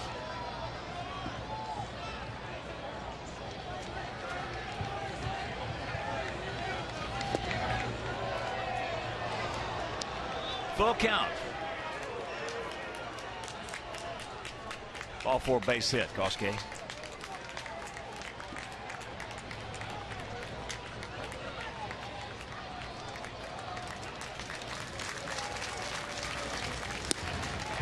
Got him, but the home run, the 400th home run of Paul Konerko's career, and we are tied at 2.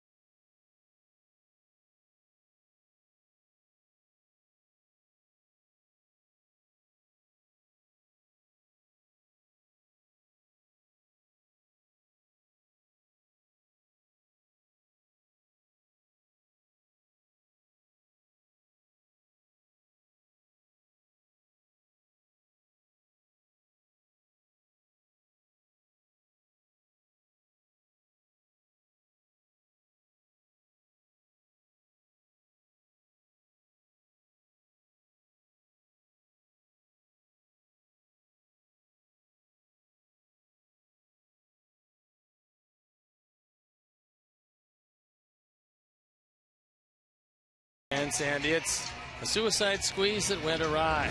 Then pulls the bat back, and it goes 1, 2, 5. And that was a huge run at the time. It kept the score at 2-1, but for Paulie's heroics. So Addison Reed comes into the game, and the game is squarely in his hands. On for the 9th time. Yet to give up a run. 4 hits, 6 1/3, 8 strikeouts, just 1 walk.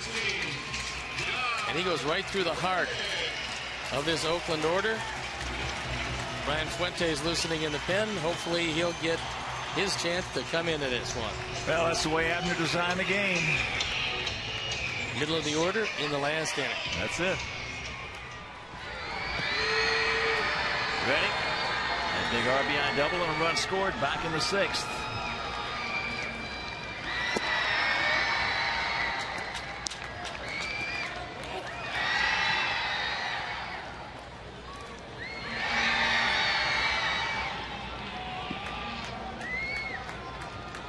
Outfielder deep, straight up, spread out.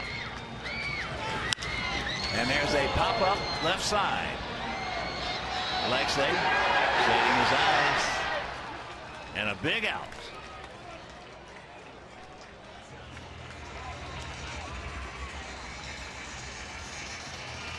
Now batting, center fielder.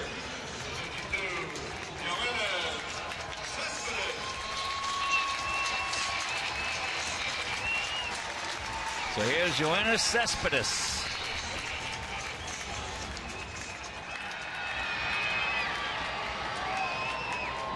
He is 2 for 3. That little squibble right off the end of the bat back in the 6th inning knocked in their second run. Jacks it up and takes strike one.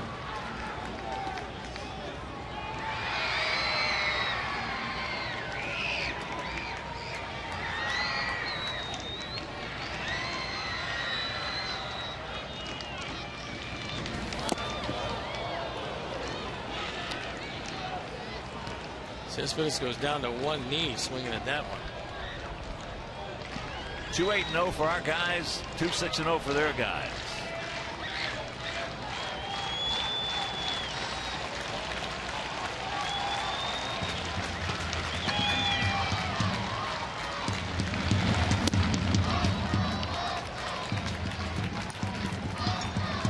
Johnny Gomes on deck.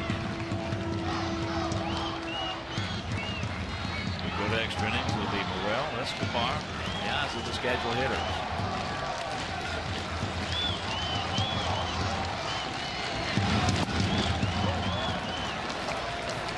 Two and two.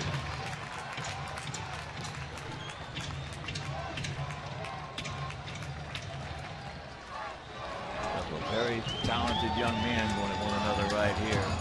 Reed and Cespedes.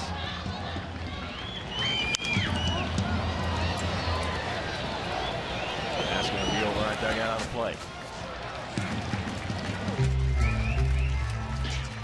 A lot of similarities in the swing of Cespedes and Viciedo.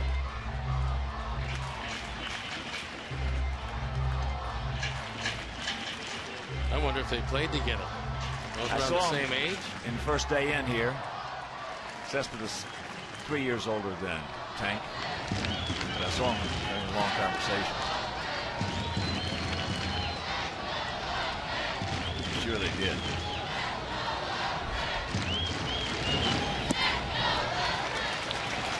And a full count.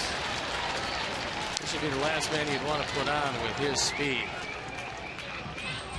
Although he has been gunned down stealing only because he overslid the bag at second today. One out and the payoff pitch.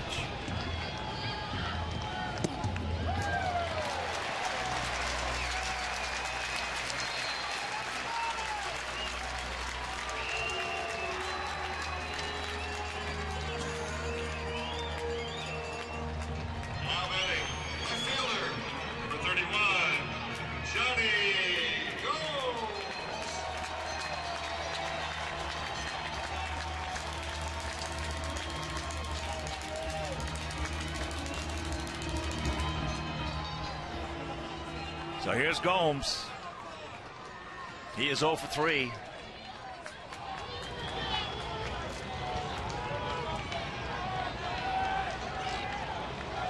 Pretty good lead by Cespedes. Gomes takes first pitch. Fastball strike. Well, probably making the best of those milestone numbers. Last year, his 2000th hit on August 23rd. Tied the game against the Angels at 4. Today his 400th home run ties this game with the A's at 2. 1-1 to count to the 31-year-old veteran. Matt Thornton loosening in the bullpen. I'm sure Chip Hale, the bench coach for Bob Melvin, asked about perhaps a different hitter than Gomes, only because Gomes is an inviting double play target. But he is very strong. He's dangerous.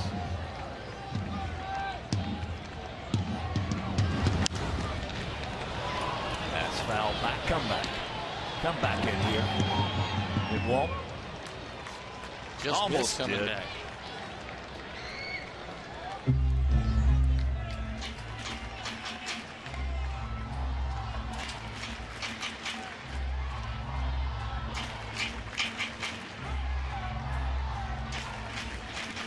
If he goes after him with a wipeout slider, AJ is got to be ready to knock it down.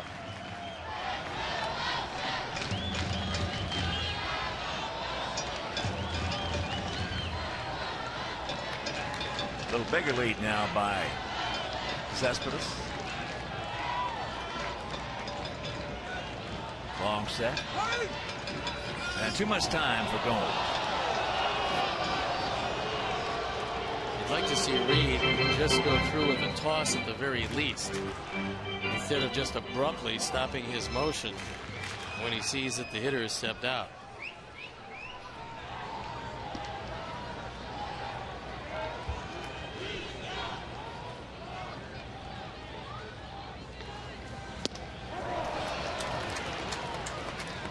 Big out. He gone. Through that 94-mile-an-hour fastball right by Gomes. Inner portion of the plate, it was up. And now one of our leading antagonists, Kurt Suzuki, stands between Addison Reed and extra innings. I remember last year that first ball fastball he hit out of here for a home run beat us. It's not going to get over the outfielders' heads. They are way back there on all three fields. Suzuki. Watch out, Addison. 1 for 3. That single back in the 5th.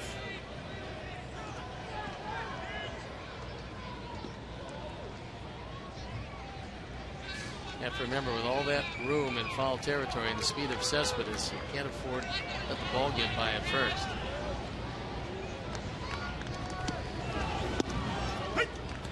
There it was at 93, and the count 0-1.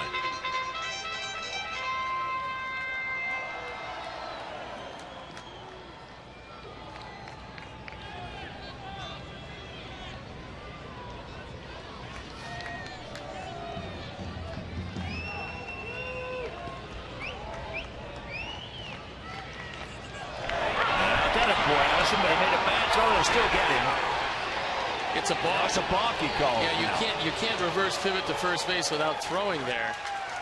And you've got to step off the mound first. So the youngster paid the price for the inexperience. And Cespedes, who for whatever reason didn't slide into second, would have been out. Right here he breaks early. Now watch Addison. You have to throw to first if you go that way. So that was a relatively easy call. Yes, it was.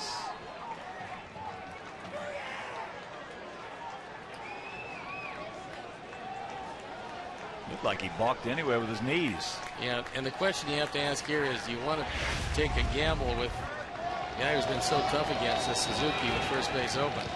His run means nothing. Kyle Hui on deck.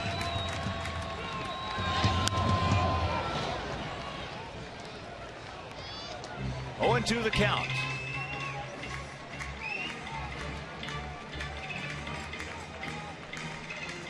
Looked like Suzuki was calling the balk before they did, as far as his knees.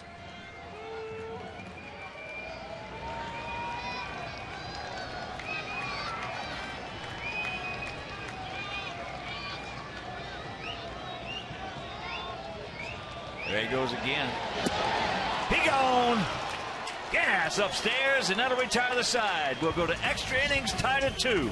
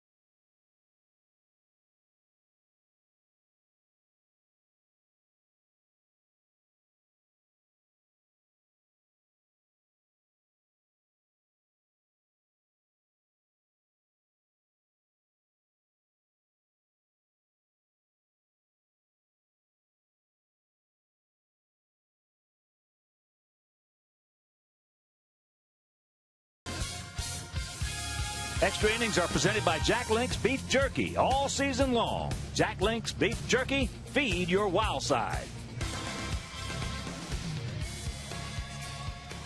Got a new pitcher. Brian Fuentes comes in the game. So the game now belongs to him. Fuentes 1-0, ERA 5.40, on for the 8th time. Gone are the days when he could stand out there and just throw the ball by you, although he's always been fairly deceptive. 1 walk, 8 strikeouts. 6 2/3 innings, giving up 4 earned runs.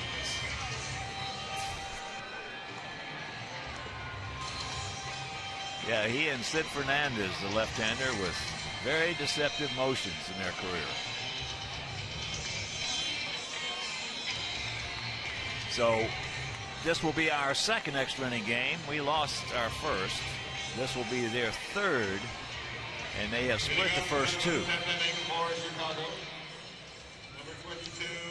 So Brent Morrell will lead it off. Brent is 0 for 2, a couple of strikeouts and a walk.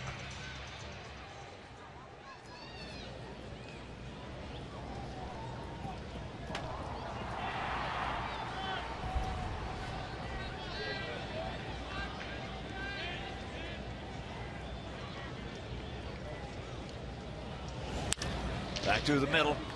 Weeks gonna flip the throw. Nope. Good try. Oh, a great idea. Weeks on the ground, knows that Pennington's got a strong arm. He quickly flips it to him, but the throw's off the mark. They wouldn't have had Morrell anyway. So there's a go-ahead run. And what an effort by Jamal Weeks. So here's Escobar. He started off that 8th inning with a walk. He's 0 for 2.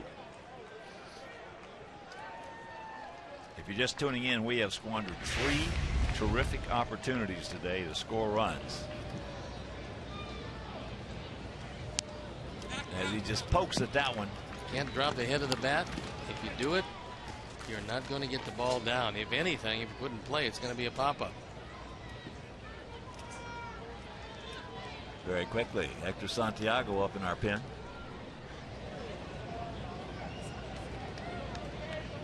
Along with now again Matt Thornton. They got to go to second base. Yeah. Whoa.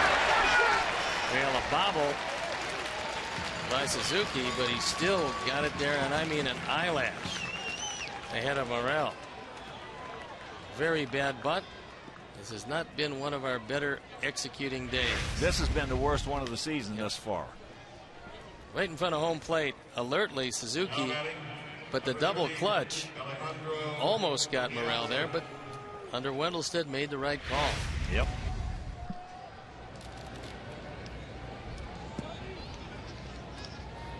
Yeah, this has been our worst fundamental game of execution this year. Piazza 1 for 4, a double in the 6th.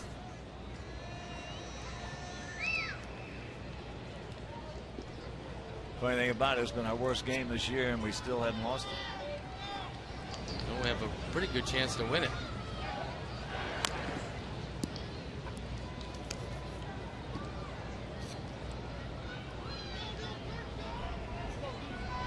Also, if you're just tuning in, Paul Konerko's 400th homer leading off the 9th inning, tied it at 2.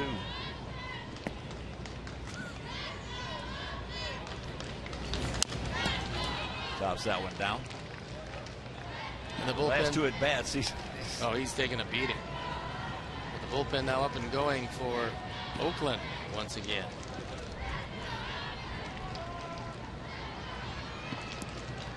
And for the second time, it's Norberta.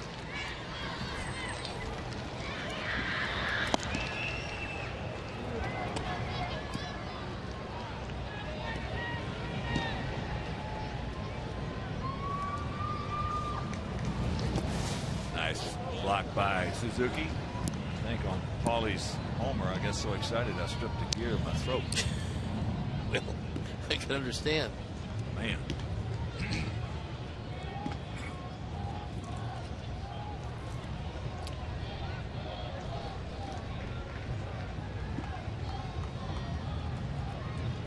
Just a decent lead by Eduardo. There's a shot caught by Weeks right in the webbing. Well, that ball almost went through the glove. It was hit so hard. And unfortunately, Weeks right there to make the play. He's shown himself to be a very good defender. He is going to be a heck of a player. He already is a good player. He's going to be a heck of a player. Well, if that gets over his head, that's hit so hard it's got a chance to split the gap. Might have been a shot at a double play, but the ball was stuck in the fingers of the glove. It was hit so hard. Yes, sir. He's going to be a good one. And fun to watch. So here's Alexei. He's over 3 with a sacrifice bunt. Checks it up. And the count 0-1.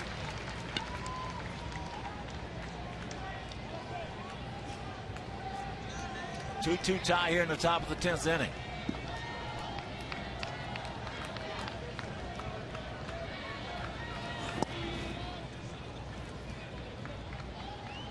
One and one.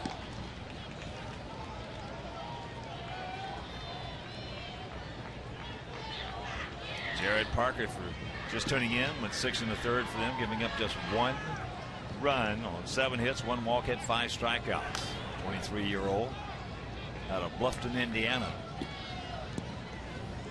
In his first American League start, his second Major League start. This sale for us went 8 innings, giving up 2 runs, 6 hits, had 5 strikeouts.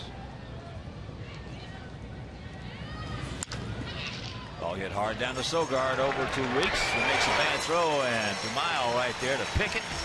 And that'll retire the side to the bottom of the 10th, lower third of their order.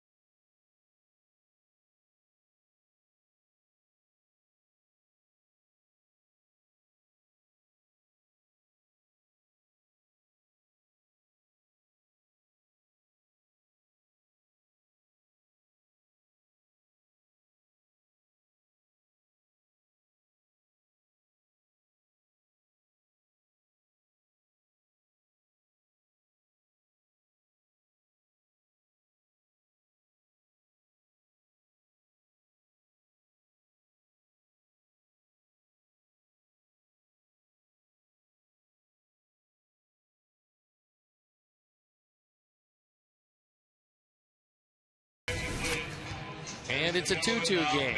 On for the 11th time, the record 1-0, the ERA 1.04. Last night, tough night for him. 2/3 of an inning, a run on 2 hits. But he's right back out there today to try to have a clean 10th and give us a shot in the 11th.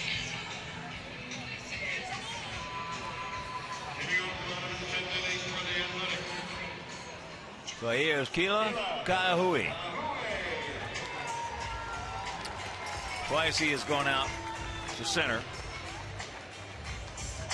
And he also has singled.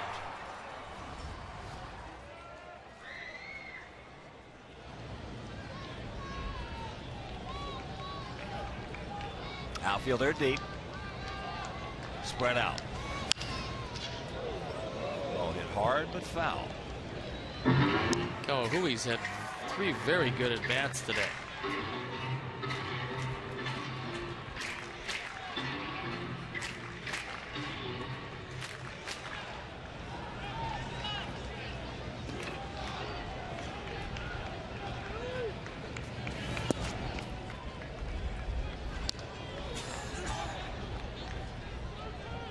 Count evens at 1.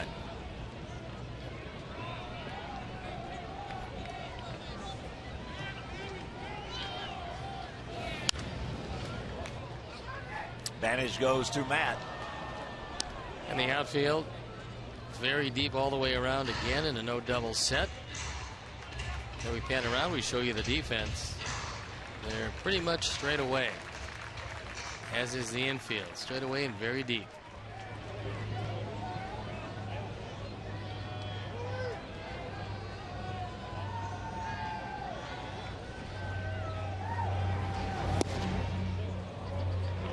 Pretty good pitch, didn't get it.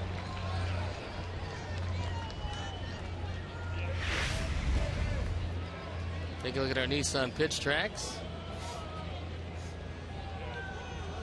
Not get the benefit of the call. He gone. 1 out.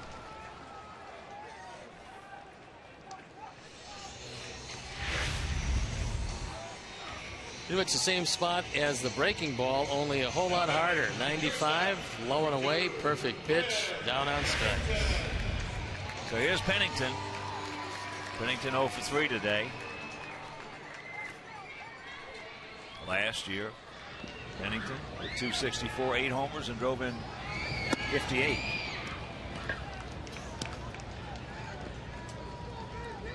Corners in close. Now Dunn backs up at first. 1-1 to count. 27-year-old shortstop. Jordan Norberto continues to throw, so odds are he'll be coming into this one. And the count 1-2. Once again, a reminder, tomorrow night, make your plans to be with us at U.S. Cellular Field. First of a 4-game set. First of a 7-game homestand. 4 with Boston, 3 with Cleveland. Philip Bumber making his start after his perfect game performance in Seattle. And there are the pitching probables.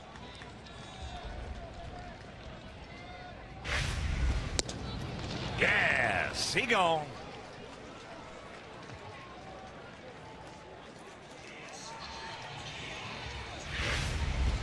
Two hitters, some big fastballs, and 2 strikeouts.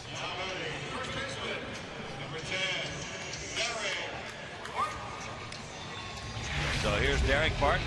He's 0 for 3. Also, go to whitesox.com/pricing. They have a terrific deal commemorating Philip Bumber's perfect game. $9 seats, $27 seats.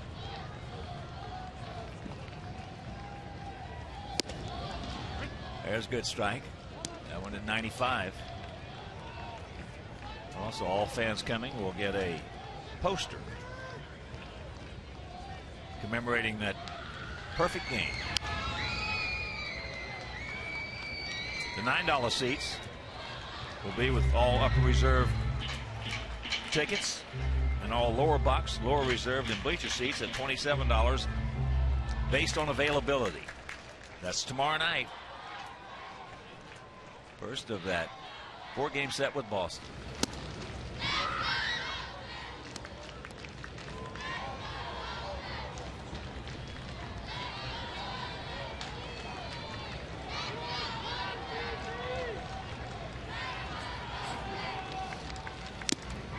And he go. He punches out the side. We'll go to the 11th. Still tied at 2.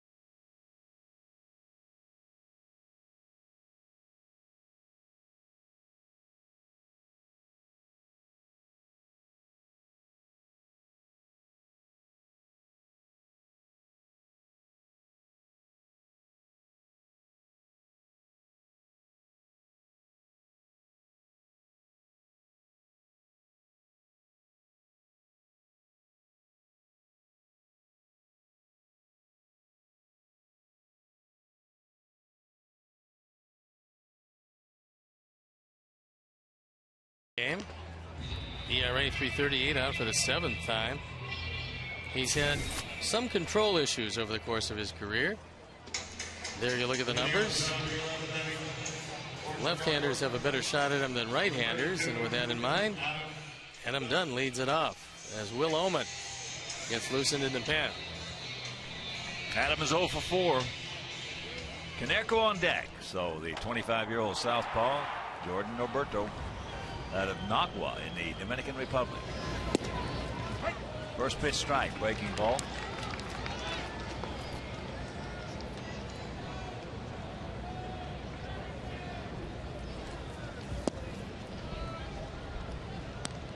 .21 to count. Come on, Biggin. We need you.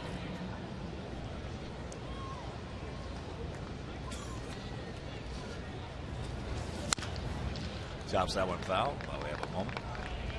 Send out a big White Sox shout out to a Sox fan, Jen Gladkowski from Chicago, watching in today. What was that again? Jen Gladkowski. Oh, at Gladkowski. Chicago, Gladkowski. 2-2.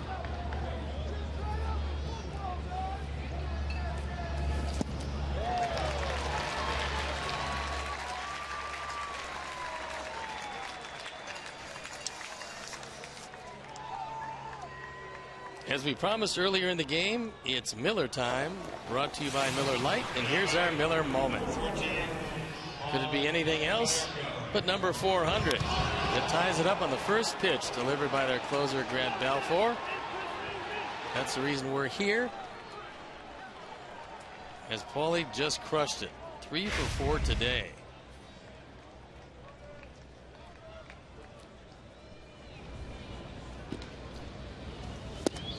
Breaking ball, good pitch by Norberto. Down and in. Paulie singled in the second, singled in the fourth, lined hard to left in the sixth, and of course that 400th home run.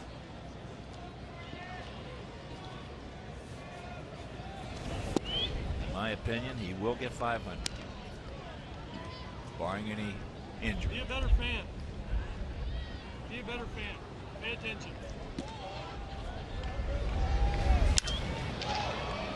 Ball hit right at Josh Reddick.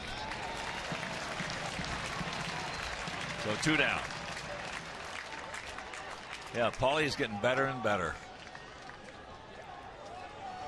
He's always been able to turn fastballs around. Now, deep in the count, when the count's against him, he's seemingly more dangerous than he is when the count's in his favor.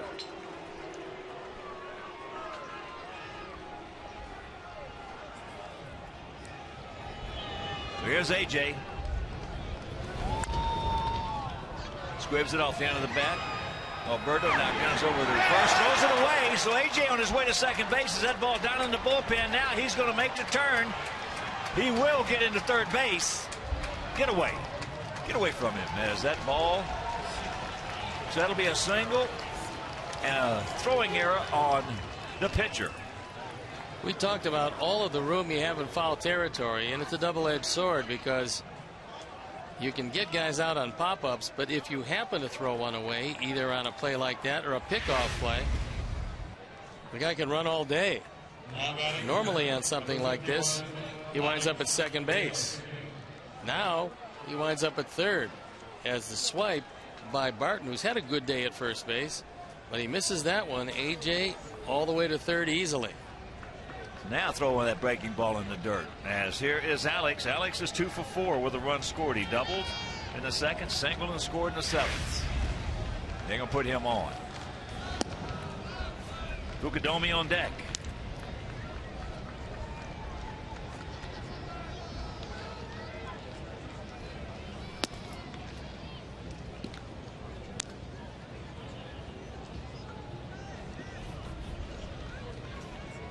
Got Lillibridge and Viciedo from the right side, and nobody warming up in the bullpen, so Norberto's going to face whoever Robin decides to put up there. Robin comes to the top step, and he's bringing him back. Is he going to send up Viciato from Tank. And an excellent opportunity with Viciato there. And Norberto to throw that breaking ball in the dirt.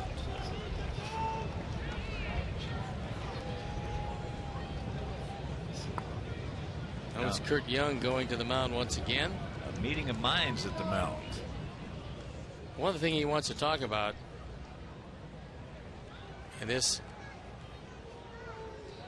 might not come to pass, but what happens if Rios takes off? How do they want to defend it?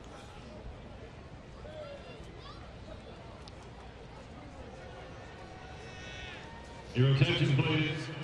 Ladies and gentlemen, for Chicago, and for Fukudome, number 24.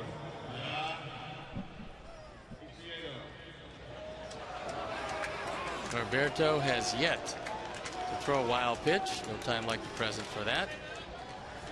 But the go-ahead run 90 feet away.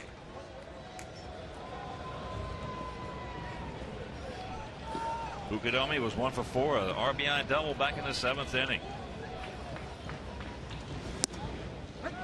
And takes first pitch strike.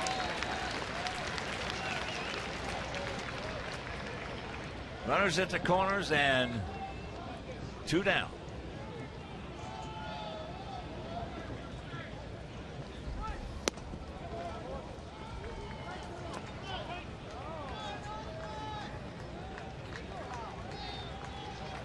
Come on, Tank. You score, it's Santiago. You don't score, it's Ullman.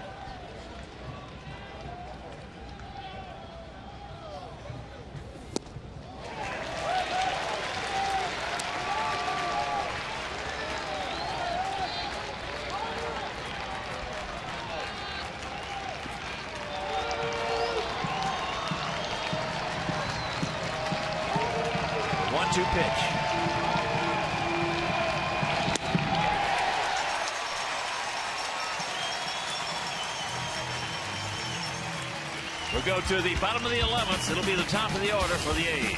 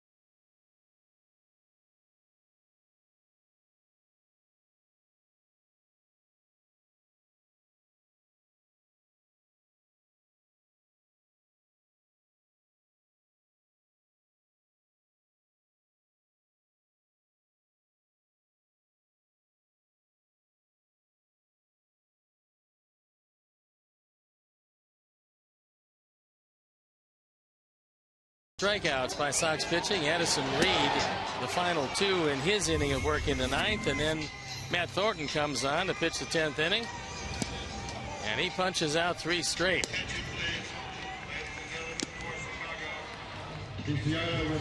But Diane Viciato stays in the game to play left field. Will Ullman comes in the game to pitch. Ullman on for the 8th time. And ERA way up there, and he's got to start with the top of the order.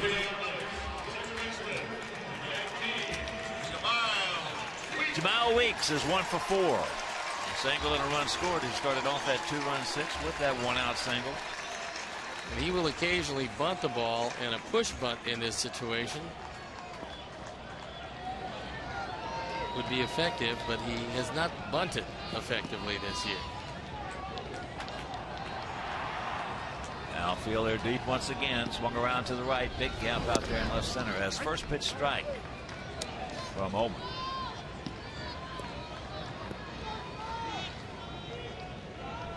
Talking about those 5 straight strikeouts, the White Sox bullpen, which includes those 3 rookies, well, they rank second in the American League in strikeouts per 9 innings with 9.82, almost 10 strikeouts. Nate Jones throwing in the pen.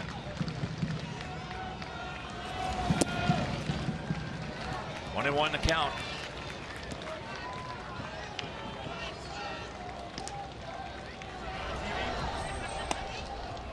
Yeah, sitting in the front row, right across from the.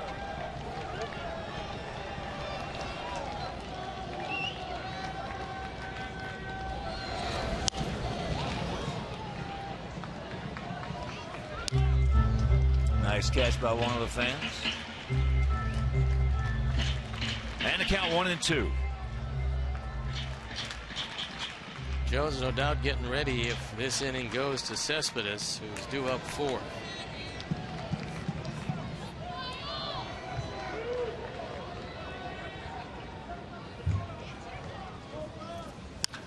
Ball hit hard but foul. It's by Oman. Once again, a reminder tomorrow night, Philip Humber on the bump against Felix Dupont. First of that 4-game set. First of that 7-game homestand. 4 with Boston and 3 with Cleveland. And if you can't make it to the ballpark tomorrow night, the game will be over WGN.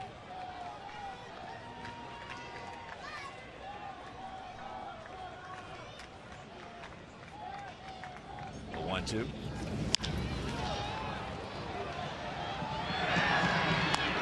And the lead man down. Big out always.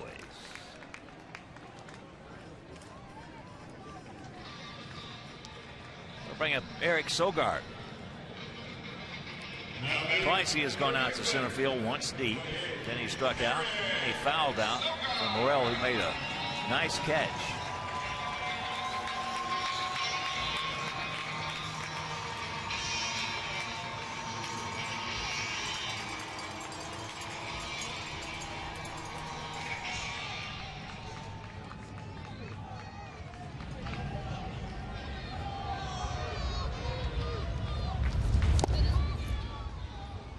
Takes it off the plate.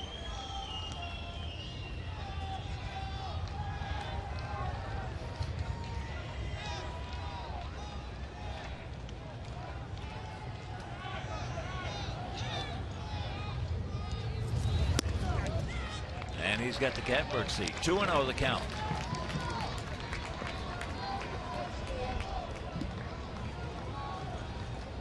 Rockies beat Pittsburgh 2-1 in the first of a doubleheader.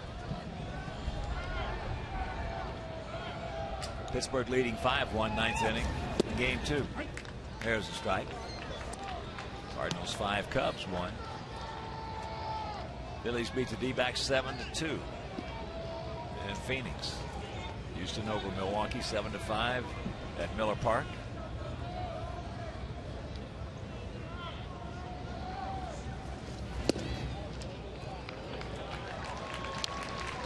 Three and 1 to count. Everything in the American League under the lights. Boston and Minnesota, New York and Texas. Tigers hosting Seattle. King Felix against Andy Wilk in that one. Angels at Tampa Bay. And that is popped up. Tank is there.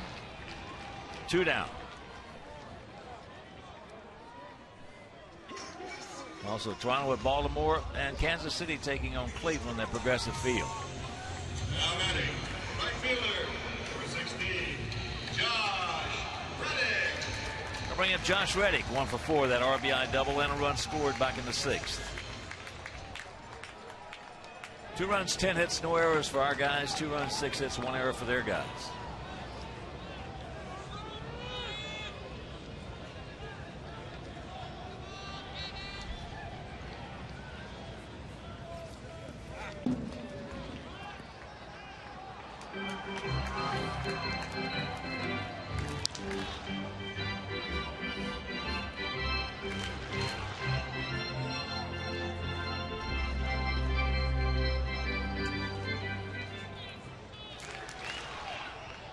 coming over from Boston last year. He hit .280 in limited time with 7 homers and drove in 28. Nice pitch. To even the count at 1.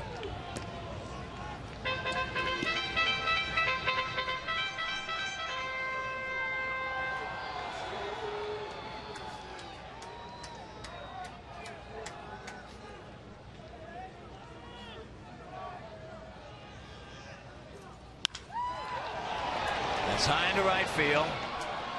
Alex is there, and that'll retire the side. Nice inning there for Will Owen, and we're into the 12th.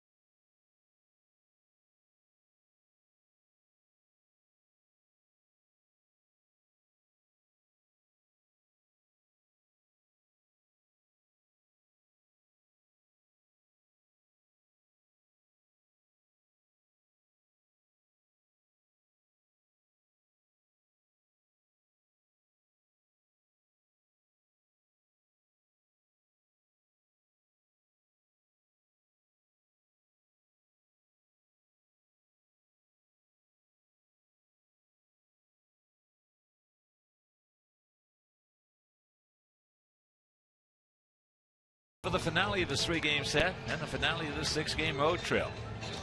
We started this thing off in Seattle, won those 3 there, came in here in the opener on Monday, and Jake Peavy, all he did was just spin himself a nice little 3-hit shutout.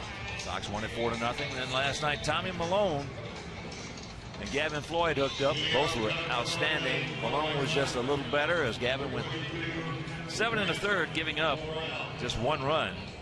But Malone and Van Balfour shut us out 2-0.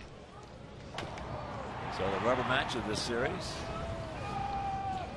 As here's Brent Morrell. Brent 1 for 3 with a walk and an infield single. Sogard over toward the line at third, especially on that slider in. Doesn't want him to pull the ball by him. In the outfield, playing pretty deep all the way around. That's foul away right side. Barton.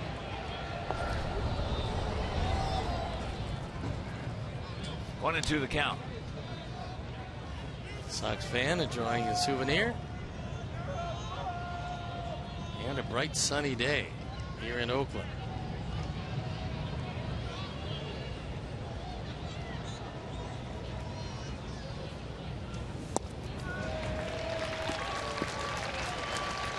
One out.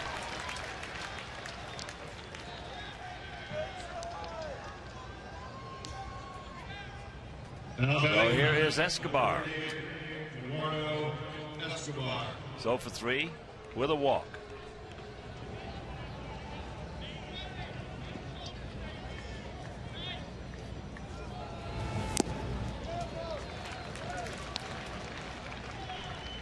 Starters Parker and Sale both pitch well.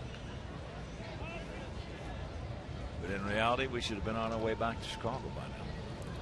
Any kind of execution whatsoever, and we would have been. Yep, this has been one of those games that we have not been accustomed to this year. First one that we just didn't play well. Pitched well, but did not play well. And Nate Jones loosing in the pen. He undoubtedly will come on, face Cespedes. Gomes and Suzuki, the 3 right-handers.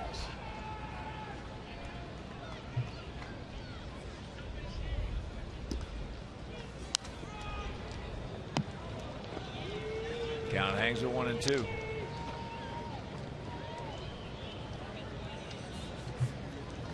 Piazza on deck.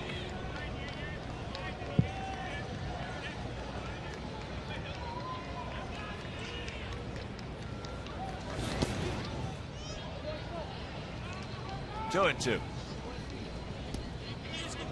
Good hard slider down and in that Norberto has.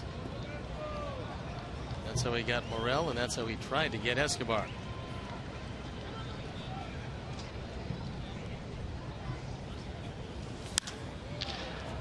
That's in the right field. Reddick now having to give a little ground.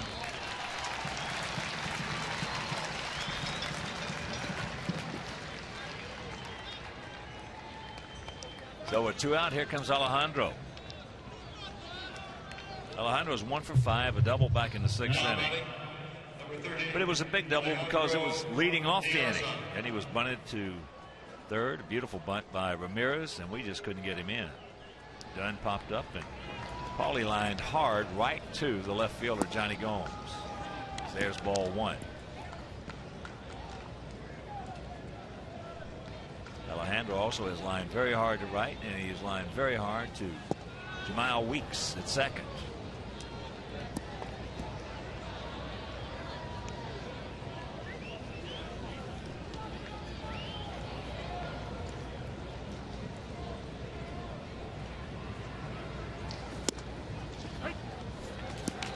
Two and 1 to count.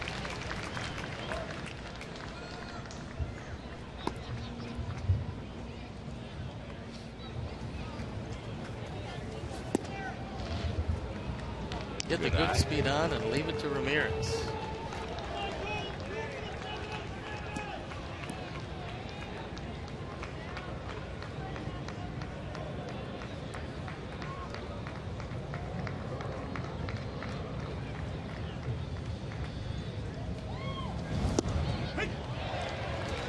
Full count.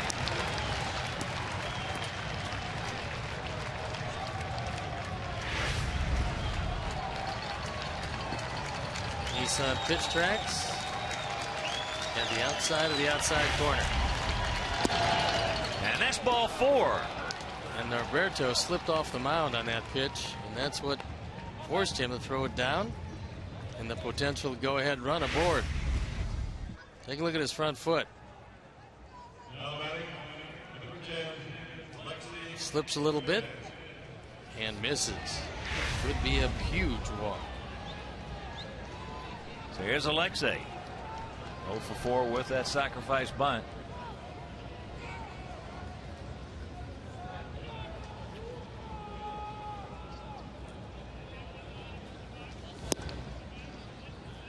Looked at that pitch nicely. 1-0.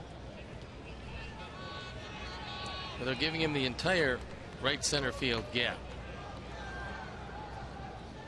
As Gomes and Cespedes have tried to close the gap in left center. Barton giving chase, can't get there.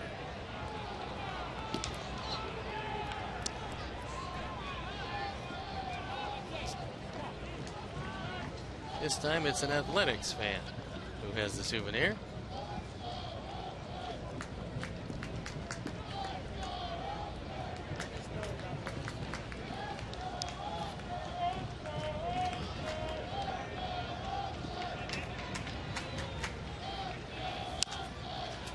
And that's popped up. Barton's got room for this one. And that'll retire the side. Go to the bottom of the 12th. Cespedes, Gomes, and Suzuki, the scheduled hitters.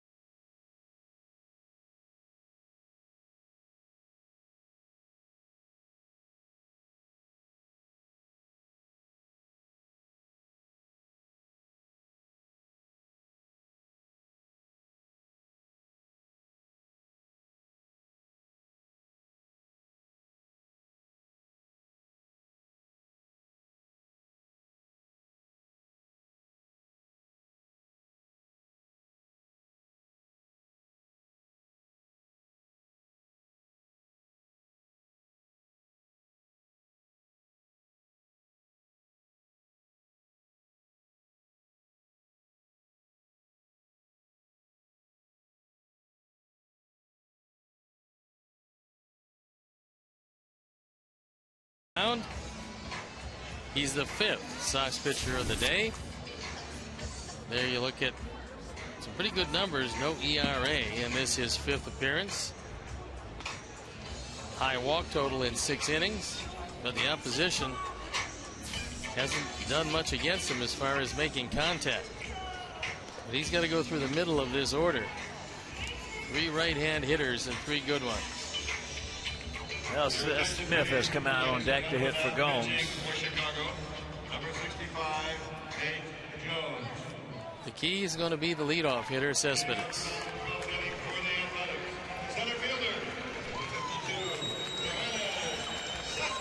Cespedes is 2 for 3. Couple singles. He squibbed one. Had a little duck snort. Just over the glove of Escobar to knock it and run back in the 6th. And he also has walked. Jerry Blevins loosening in the bullpen for the Oakland. That pitch at 98. Going away.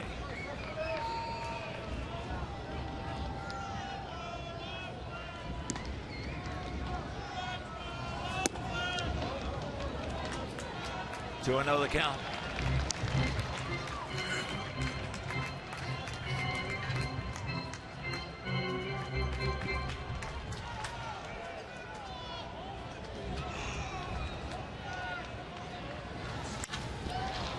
High. That's a major league pop up there. Now Piazza taking charge. Makes the catch for out number 1.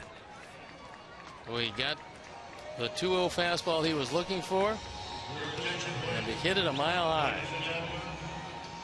For the Athletics, batting for Johnny Gomes, number 15, Seth Smith. Seth Smith comes on. 1 for 3 with an RBI as a pinch hitter this year.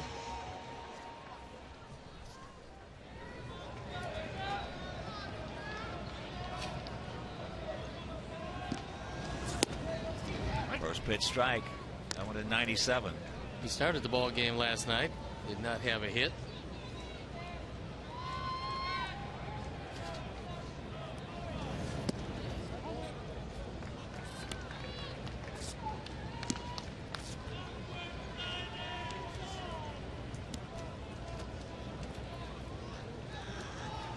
Coming over from the Rockies.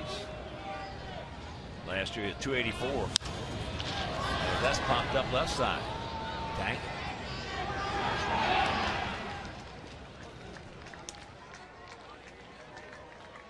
Two down. And that'll bring up Suzuki. For our guys, we go to 13, be done. Konerko and Pierzynski. And most likely they'll be facing Jerry Blevins. Long, lean left-hander.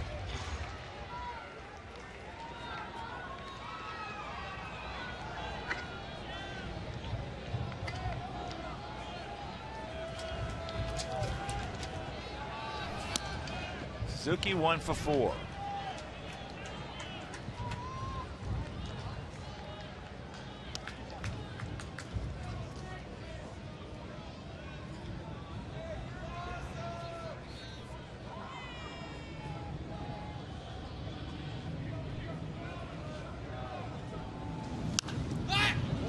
That's fouled back. That one at 96.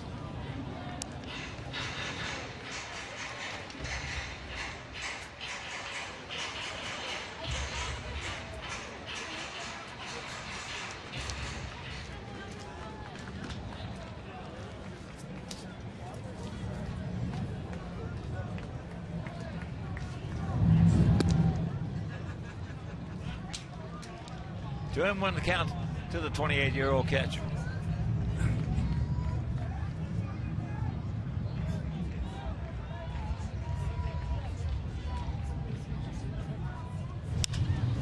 And that's popped up into short center field.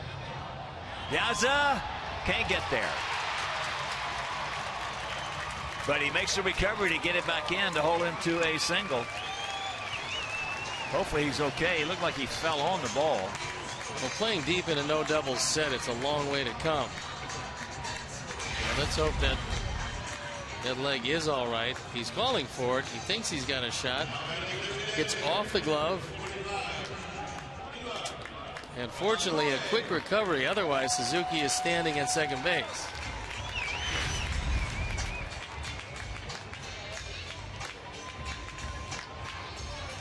So here's Kaihui. Gila. 1 for 4, but he's had 3 good at-bats today. Last time up against Thornton. Struck out. And struck out. Kaihui, Pennington, and Barton.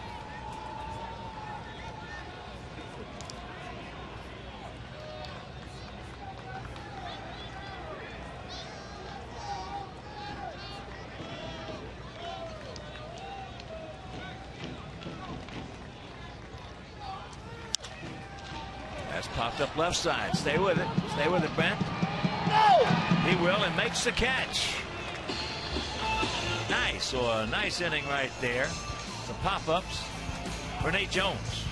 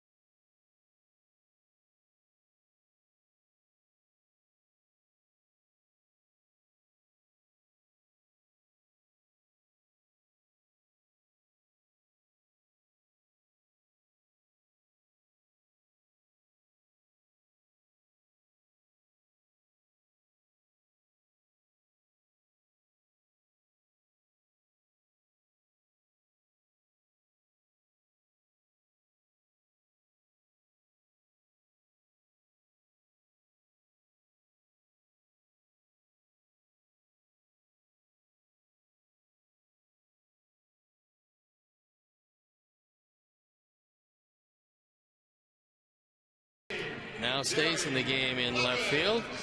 And Jerry Blevins comes into the game on the hill. The ERA 270 on for the 7th time. We saw Blevins in the opener of this series. He pitched the 3rd of an inning. Struck out the only man he faced. He's very deceptive. Does not throw hard. But he normally has very good control.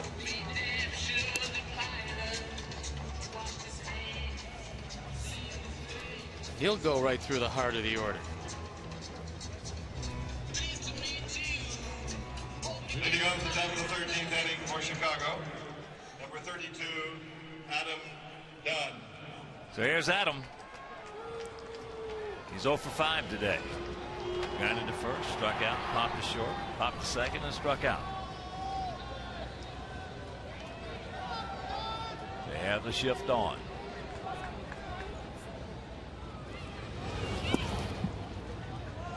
Takes that breaking ball, misses, and the count 1-0.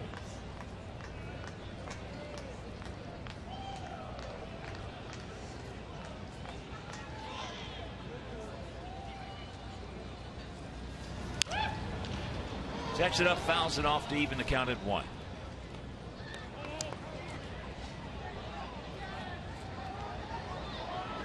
Blevins, the 6th Oakland pitcher.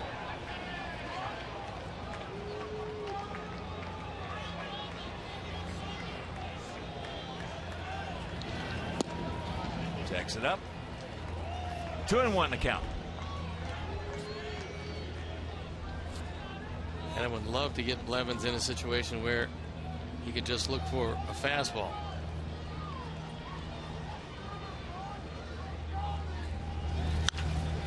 hit hard. It's fair. Down into the corner. He's going to make the turn. Here's a throw by Riddick.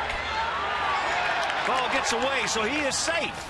The leadoff double by Adam Dunn. Yes. Well, they put him in a situation to look for a fastball. He got it as Blevins didn't want to walk him, and he drills it right through Barton.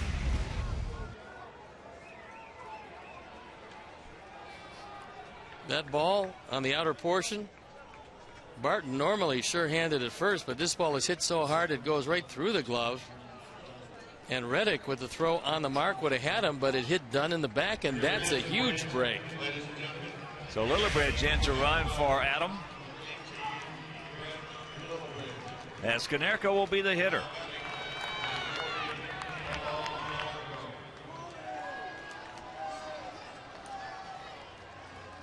And for those of you who are just joining us, leading off the 9th inning, we trailed at 2-1. And here's Paulie. His 400th home run ties the game at 2. And here they're going to put him on intentionally. Paulie also 2 other base hits. Also a line shot to left. So he was 3 for 5.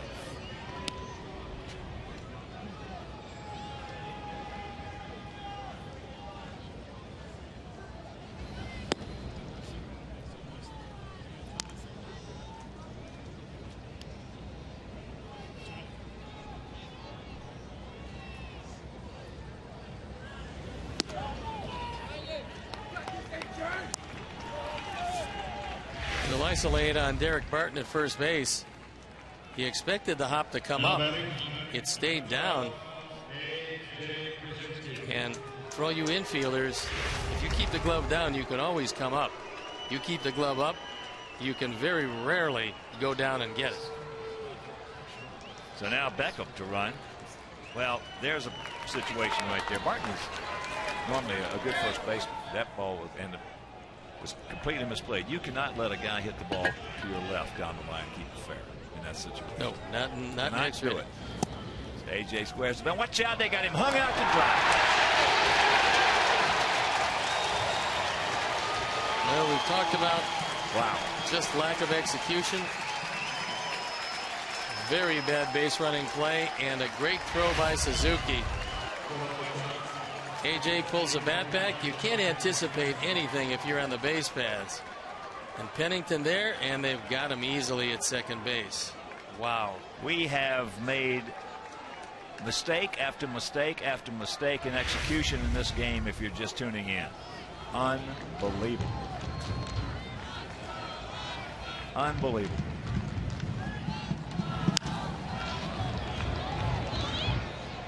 There is a foul ball that is not going to be playable. Seth Smith could not get to it.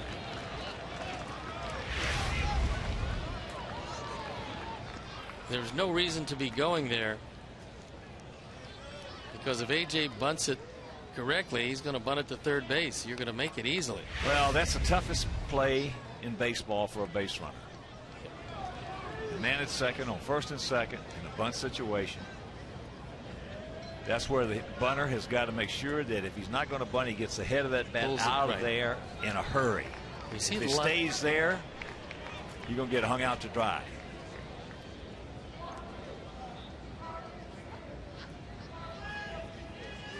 Going away.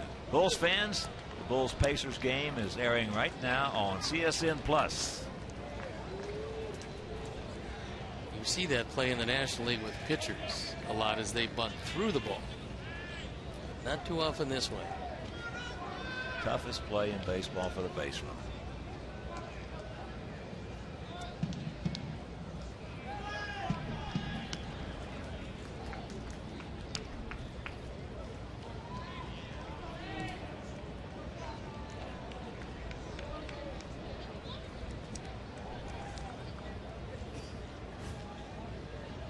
First and 30, AJ. 2-1 the count. Has popped up. Pennington.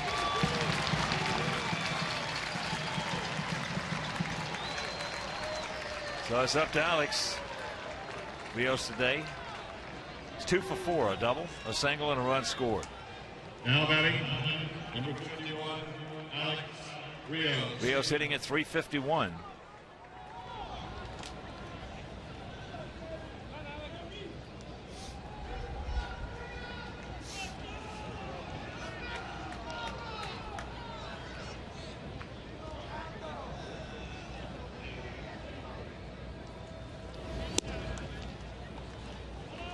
Looks at that pitch and a count 1-0.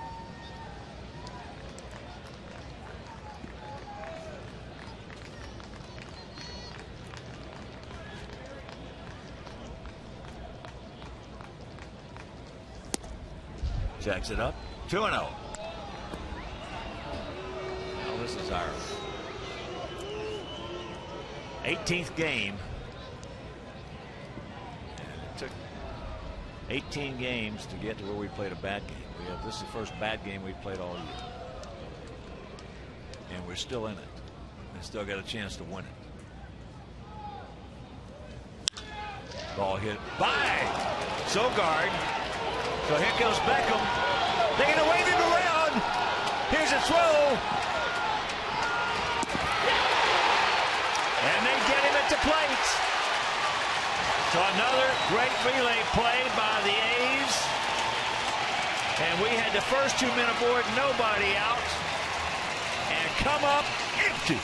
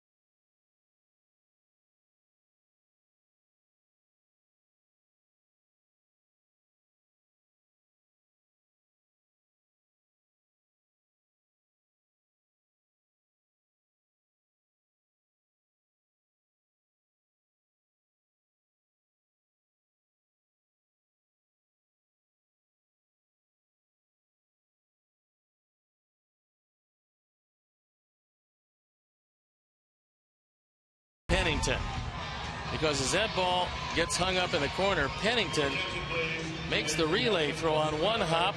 It's perfect, and that one is right on the money. They tag Gordon Beckham out on 2 perfect relays and 2 doubles in the same inning with an intentional walk. Comes for naught.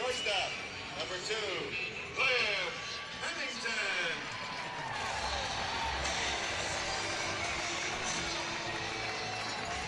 Cliff Pennington will lead it off. Pennington 0 for 4 today.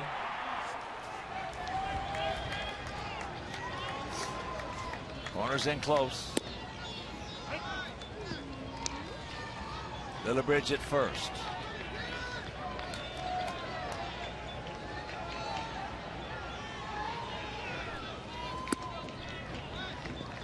One and one to count.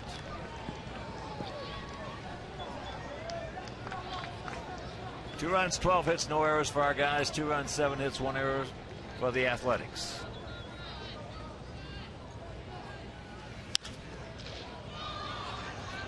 That is Souvenir left side. Once again, a reminder, make your plans to be with us tomorrow night starting at 7-game homestand. First of 4 with Boston and Philip Umber on the bump. There will be special pricing of seats as that ball hit into Right field. Alex is there, makes the catch on a hard line drive off the bat of Cliff Pennington.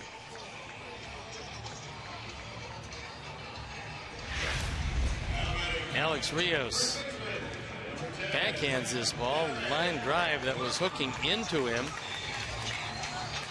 Able to make the play. Alex Rios looks like a different guy.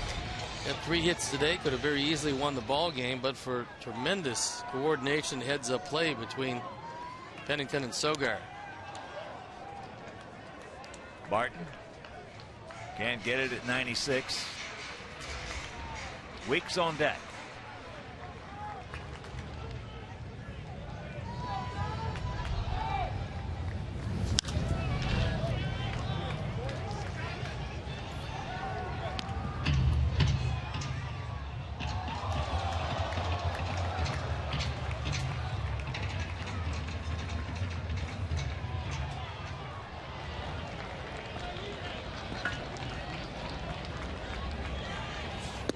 Martin 0 for 4. He's popped to center. Fouled out to Morrell. Lined out to left and struck out.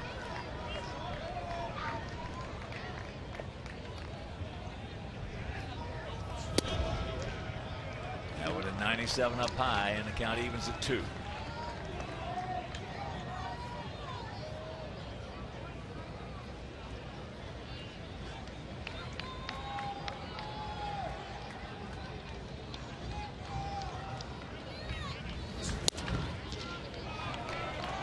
It's full.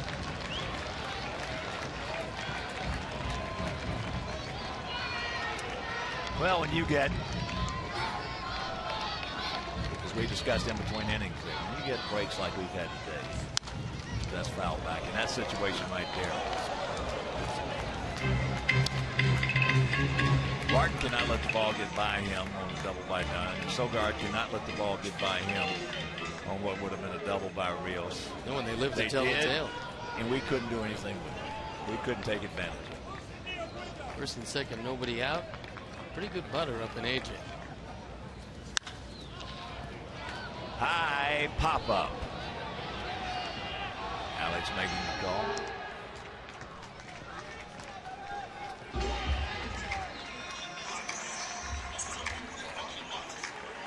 So 2 out to Jamal Weeks. Second baseman, number 19. He is 1 for 5.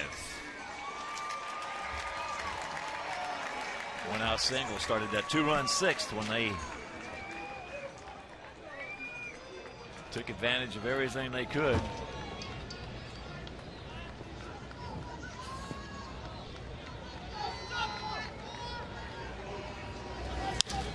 Ball hit hard. Meanwhile, that'll do it. We will go to the 14th, tied at 2.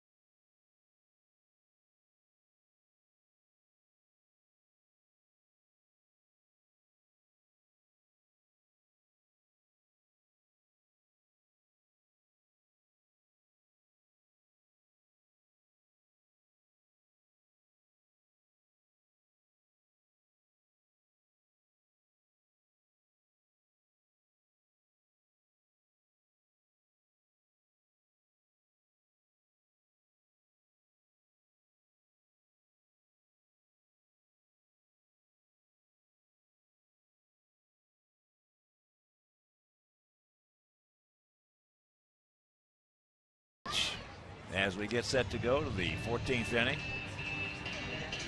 It's time to get to Jerry Blevins again. Stuff looks a little shorter than usual today. Be the bottom part of the order facing him. Trying to push at least one across. Number 24, Viciado. The tank has been able to play one time and struck out.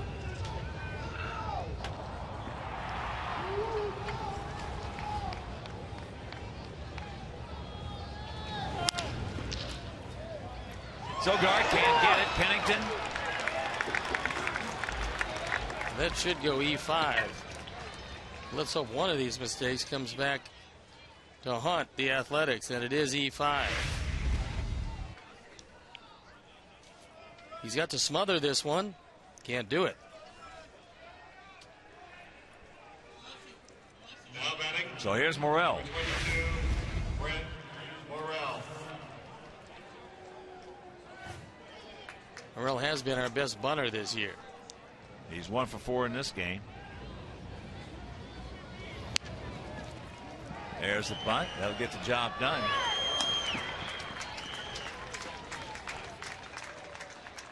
So the sacrifice 5-4 with Tank at second. And here comes Escobar.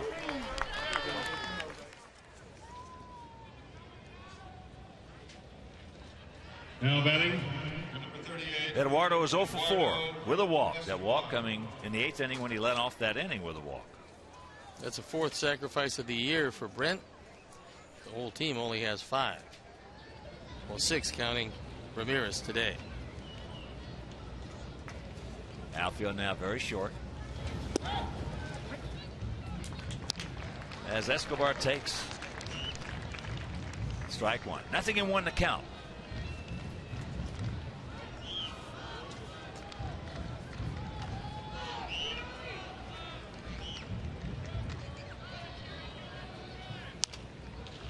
That's out of play, and now he's in the big hole, nothing in 2.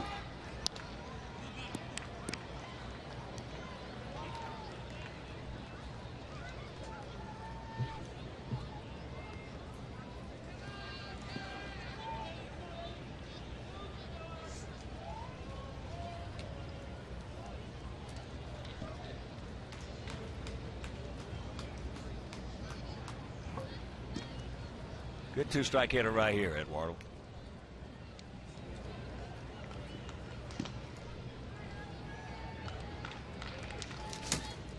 Jim Miller throwing in the bullpen, a right-hander for Oakland.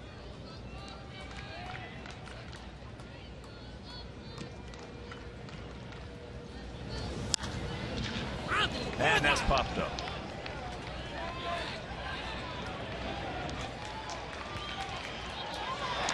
Brady gets it back in.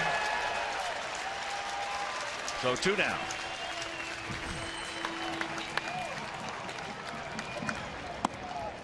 That'll bring up Diaza.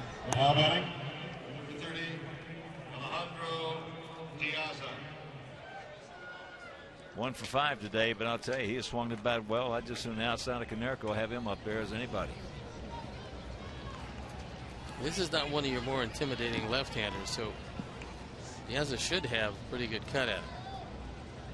And the outfield still playing fairly shallow, which might come back to burn him.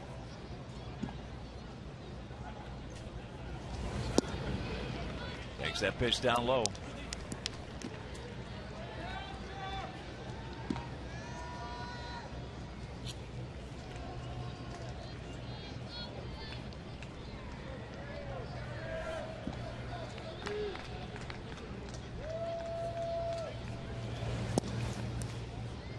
Two and 0 the count.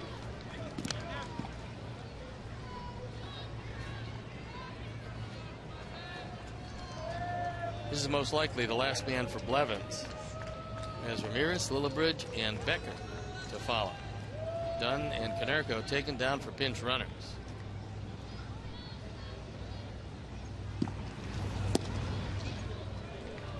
And the count 3-0. Alexi on deck.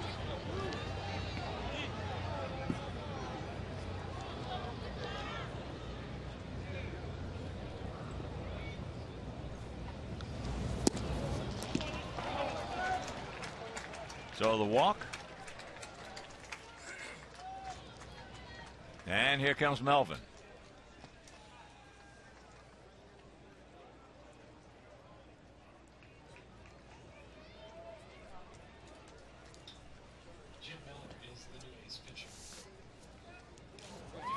So Blevins will depart. Jim Miller comes on, and we'll be back.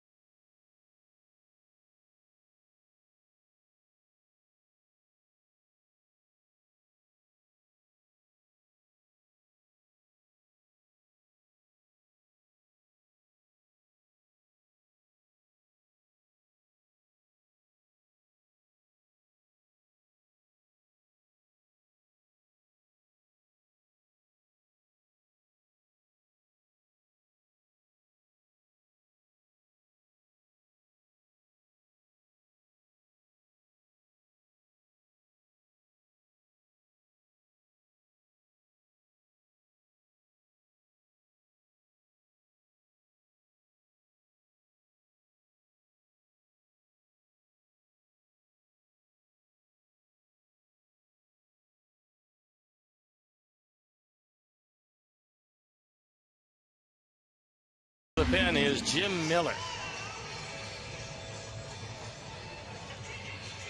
There's a look at him.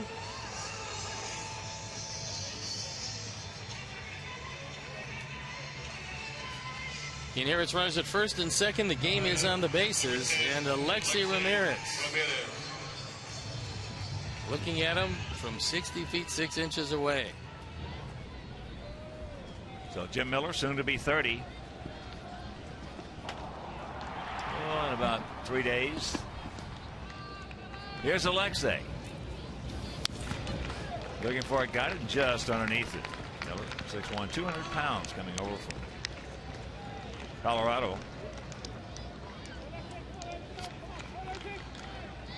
Signed a minor league contract with the A's in November.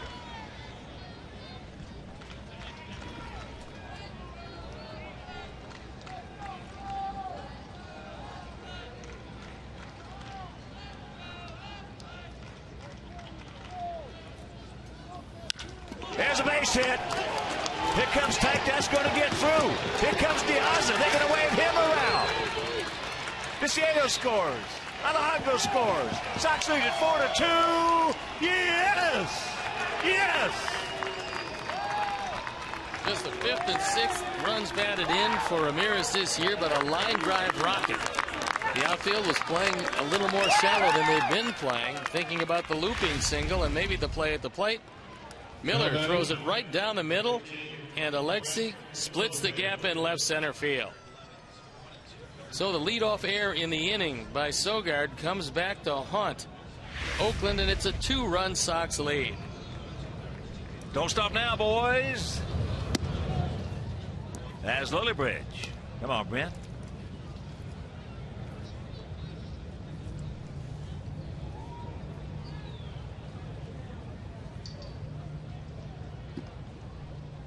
Two out, Alexei at second. That's up high. Hector Santiago poised and ready to go after the save in the bottom of the 14th.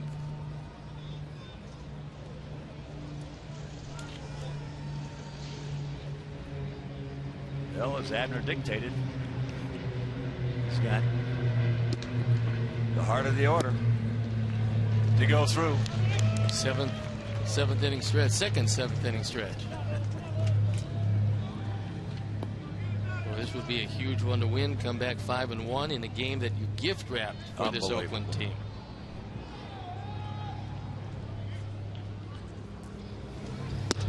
And after this half inning, we're not going to go to commercial break. We're going to take you to the Bulls-Pacers game.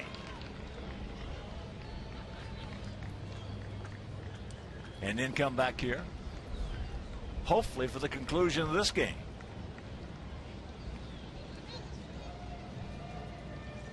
Here goes Alexei.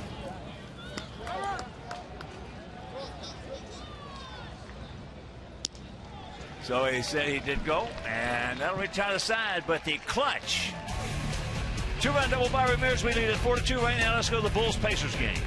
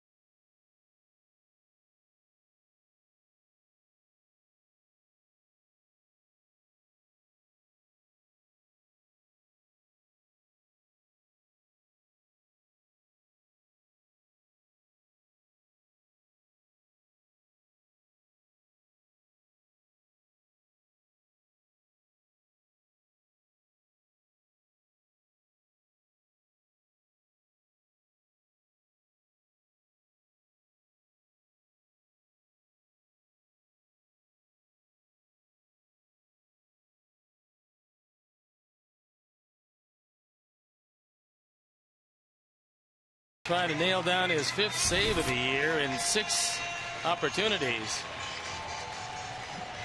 And he'll go through the top and the middle part of the order to try to get it with a 2-run lead. Jones, 2 innings, a hit. The bullpen to this point has been spotless.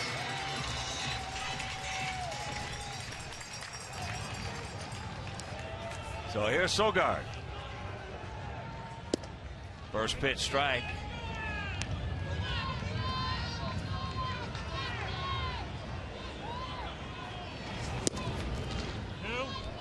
And the count 0-2. Eric Sogard 0 for 5 today.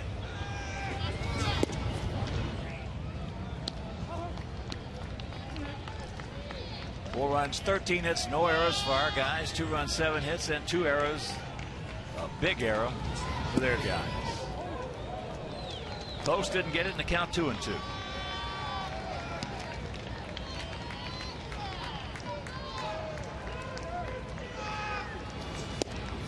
He gone. Beautiful pitch by Santiago. Great way to start the 14th. Nissan pitch tracks, good enough.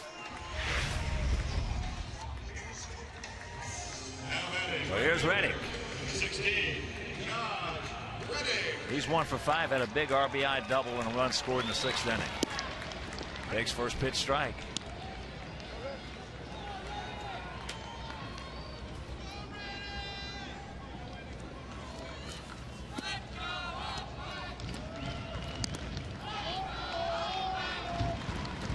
Won the count with 1 out here in the bottom of the 14th. And the count 1-2.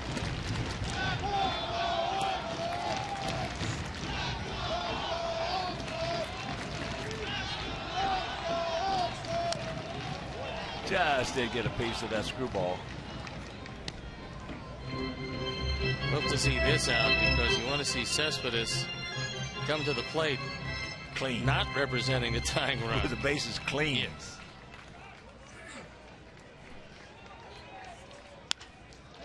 Well, he won't do it. There's a base hit. Got that one up.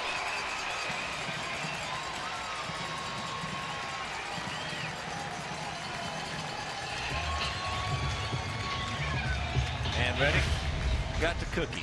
Second hit. That's a screwball that doesn't do a whole lot.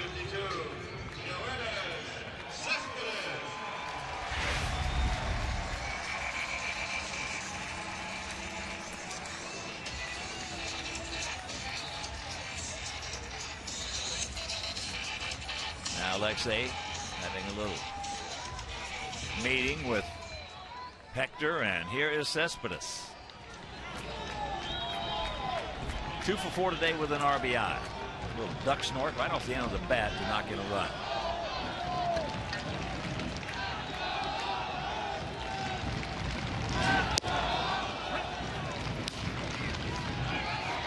That screwball missed, blowing away. They call it a strike. Yes, 0-1.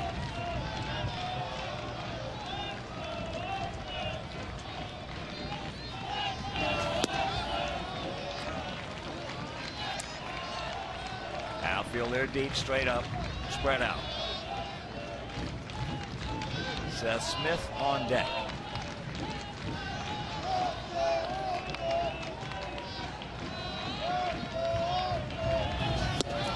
Goes through that fastball at 94.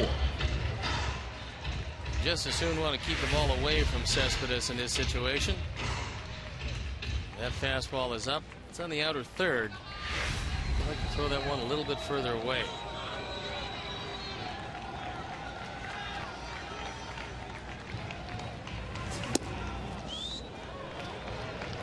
Nice idea, just missed off the corner. 2-2.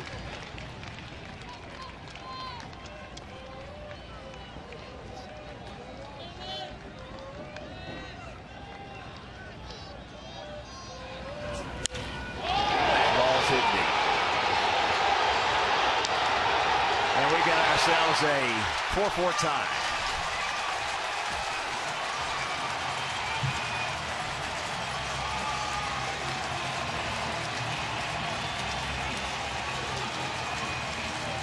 Looked like another screwball that he didn't quite get away from Cespedes as much as he could have, and just like that,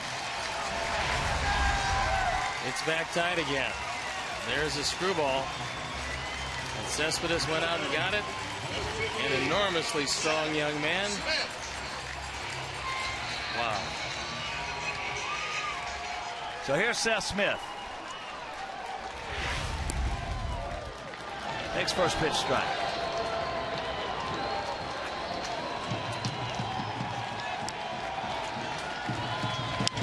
And there's a base hit.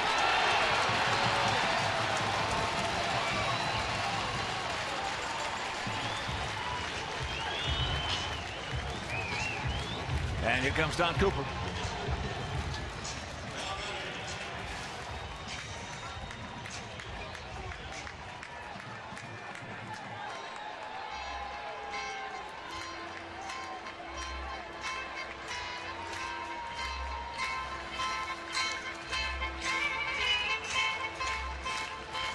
That, unfortunately for Santiago, was a fourth home run he's given up this year. And when you're the closer and give up that many home runs, they're usually very painful.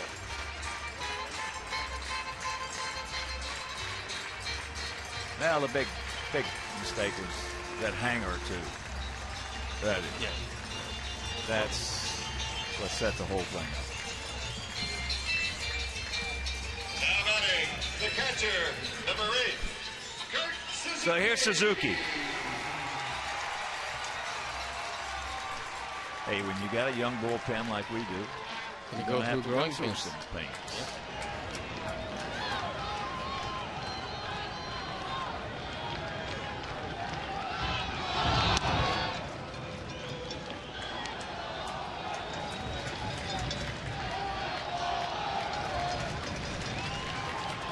Suzuki, 2 for 5.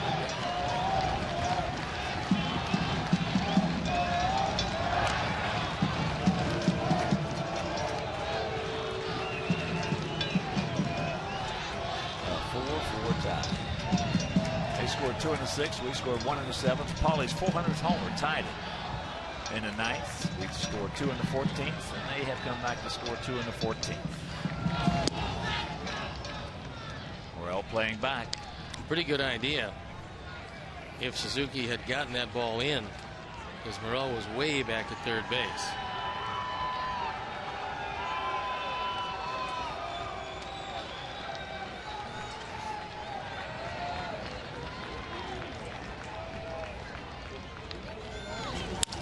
There's a base hit.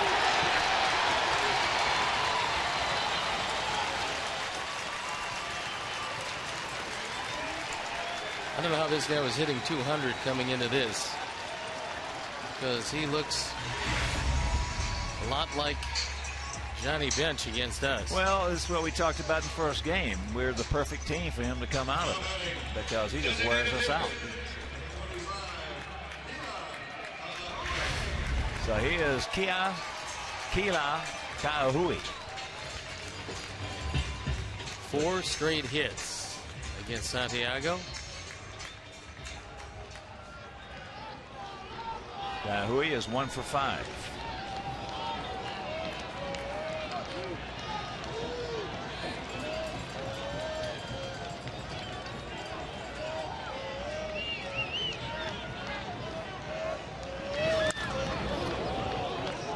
He got a cookie right there, and fortunately for us, underneath it.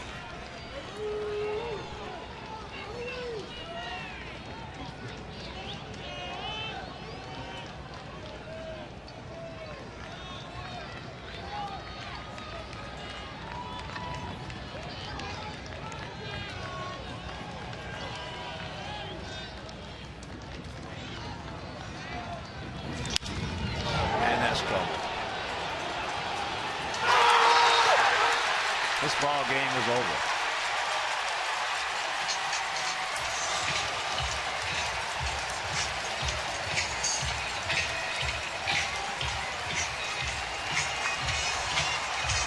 This is the second run batted in of the year for Ka'ahui. 5 straight hits, a 2-run homer by Cespedes, and that is that. Little looper down the line, no chance at all for Viciedo.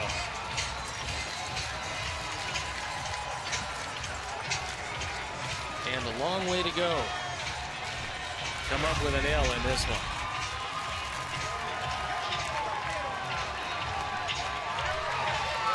Let's check out our GMC players of the game. They are Paul Konerko. Our congratulations certainly on his 400th home run. That tied it in the top of the ninth. And of course, the Alex Ramirez, 1 for 6, that 2-run double put us up 4-2 in the top half of this inning.